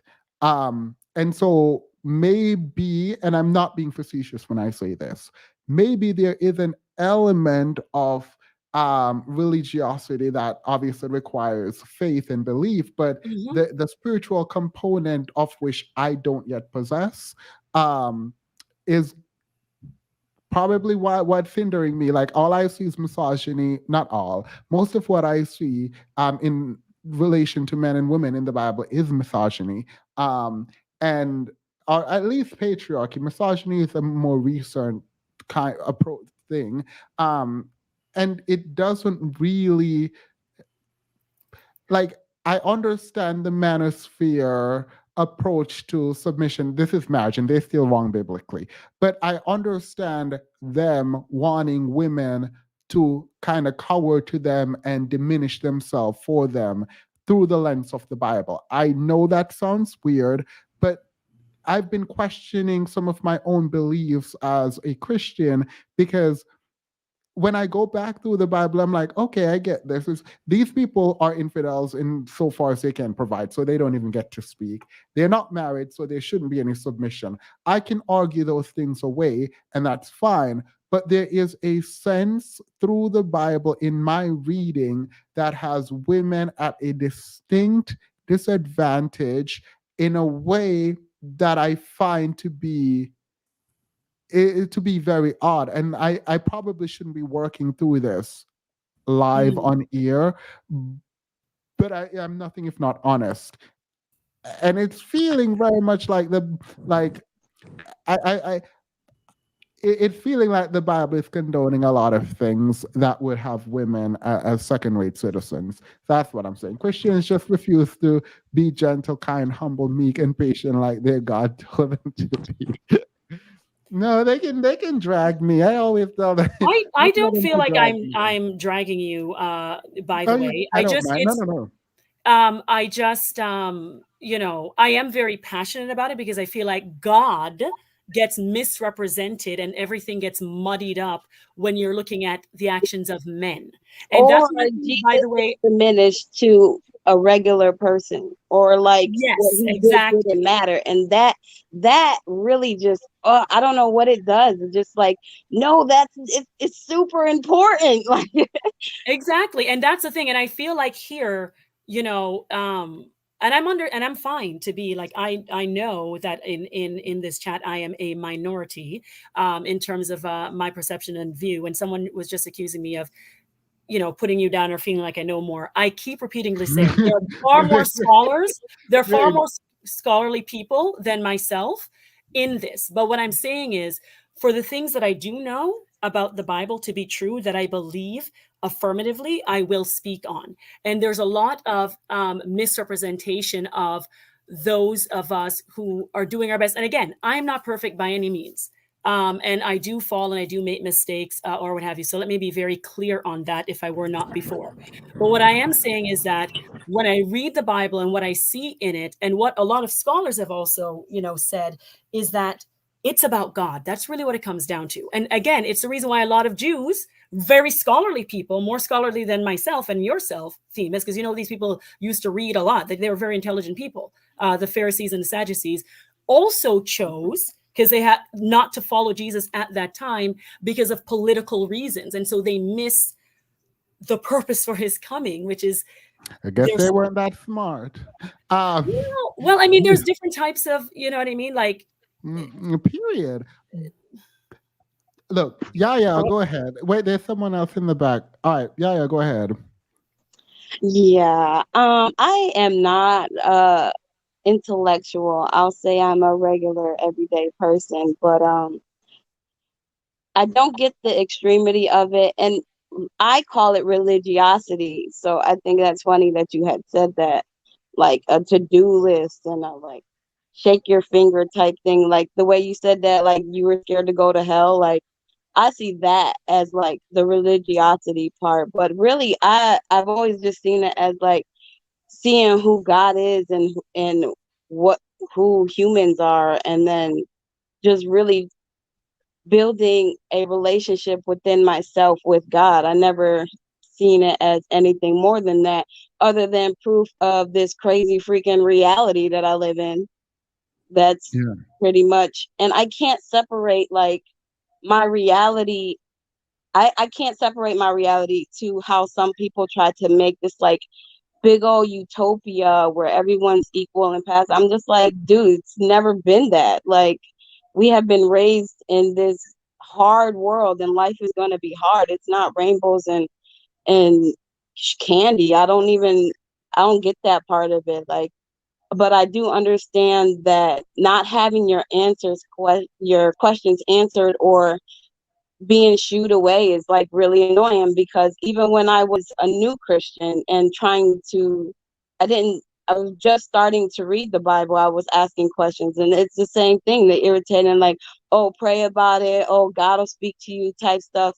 And it wasn't until I just like had that mindset change of I'm going to be in my purpose, and I'm going to fight for myself in a spiritual sense, for my mental health and my physical life. So I don't get the logistics of the generalities, but I also see those crazy Christian people, card carrying Christian people that be out there.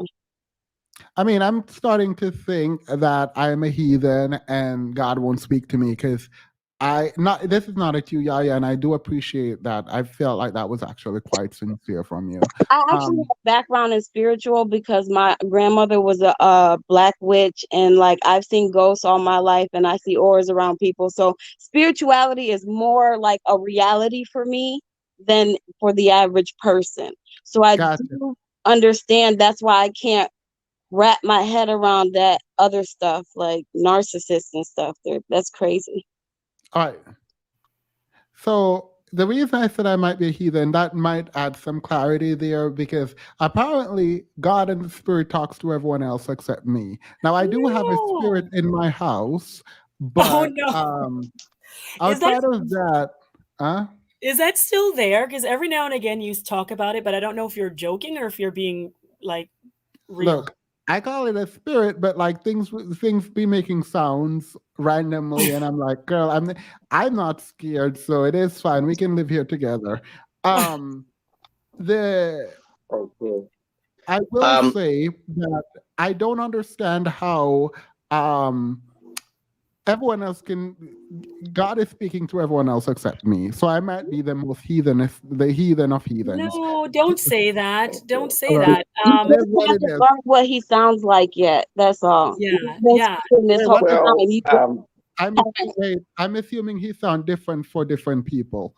Not necessarily. I feel like what from what I've seen or what have you, because it says that like the Holy Spirit is the one that leads you into understanding of the truth of God's word, and what God requires from us is to come to Him with humility and earnest, and He will reveal ourselves to us, and that can take time. Bro, I was desperate. It wasn't no humility. I was begging. Yeah, well, yeah, or desperation, like.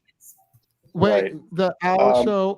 We are almost 30 minutes over, so we have 2 minutes. The owl show. Go ahead. Okay. Yeah, I just wanted to actually come up to make a couple of points, and then I'll head down. Um, I know that you had Cynthia G on. I don't know if it was yesterday or the day before, which is one of the first I noticed you're live.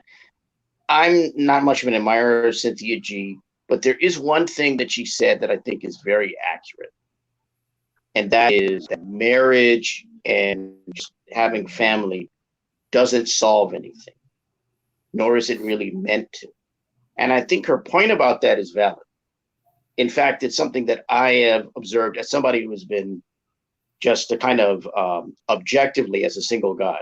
What I've observed all my life looking at people is a kind of mistaken notion, both of men and women, that this necessity of marriage, this feeling that they have to get married and they have to have a family. I think it's something that sadly leads to more problems because getting married and having a family create responsibility and they create issues and it creates things that you have to deal with. And if you're not a person that has the Wait, capacity I'm going to stop mentally, you emotionally, now because we are over, but I'm very much confused as to what this has to do with what we're talking about now. okay. Well, I just wanted to make that point previously. I will briefly just state this in regards to what you're talking about, because you guys were mentioning uh, patriarchy earlier and in relation to women. I'll take the religious component out of it. My view, my observation of why there is this differentiation between men and women is, and why patriarchy exists, that patriarchy is essentially monopoly. What you see in nearly every society to some extent, though it varies from society, is what a lot of men want to do is they want to create a monopoly for themselves. They want to be able to have the education. They want to be able to have the employment. They want to be able to have the freedom to do what they want. And when it comes to women, they don't want women, or at least they didn't in the past, to have the education and employment and the freedom to do as they want. Their view was to create, whether it's dogma, whether it's canon, whether it's a philosophy, and some or an ideology, something that conditions and socializes women to see themselves as only limited in a certain way, as only being able to do certain things, as only having to act a certain way. And you find this not only in a religious context, but in a secular context as well. It's everywhere. You hear this in regards to quote unquote gender roles, right? Women have to act this way. They can't be assertive. They can't be aggressive. They can't speak a certain way. They can't talk a certain way. Whereas men, they can do what they want. And on that note, thank you very much. Thank you for having me. Right. All right. I'm going to end now. I will let Truth Teller and Yaya. Oh, Yaya jumped off. I see Petty in the back. Truth Teller, do you have any last like 10-second words? I'm only doing this to you and Yaya because you guys have differing opinions. So Okay. I will say this, I mean, it's clear that, now in our society where once Christianity was a foundation upon which America and the West broadly was built, it has now become like we're like the punk rock of the world because it's countercultural now. And that's fine. But for those who have a Christian background, I would implore you to investigate it further. And again, work out the truth for yourself. But yeah. All right. Thank you. Prince Patty, I only added you so you can close us out. Good evening.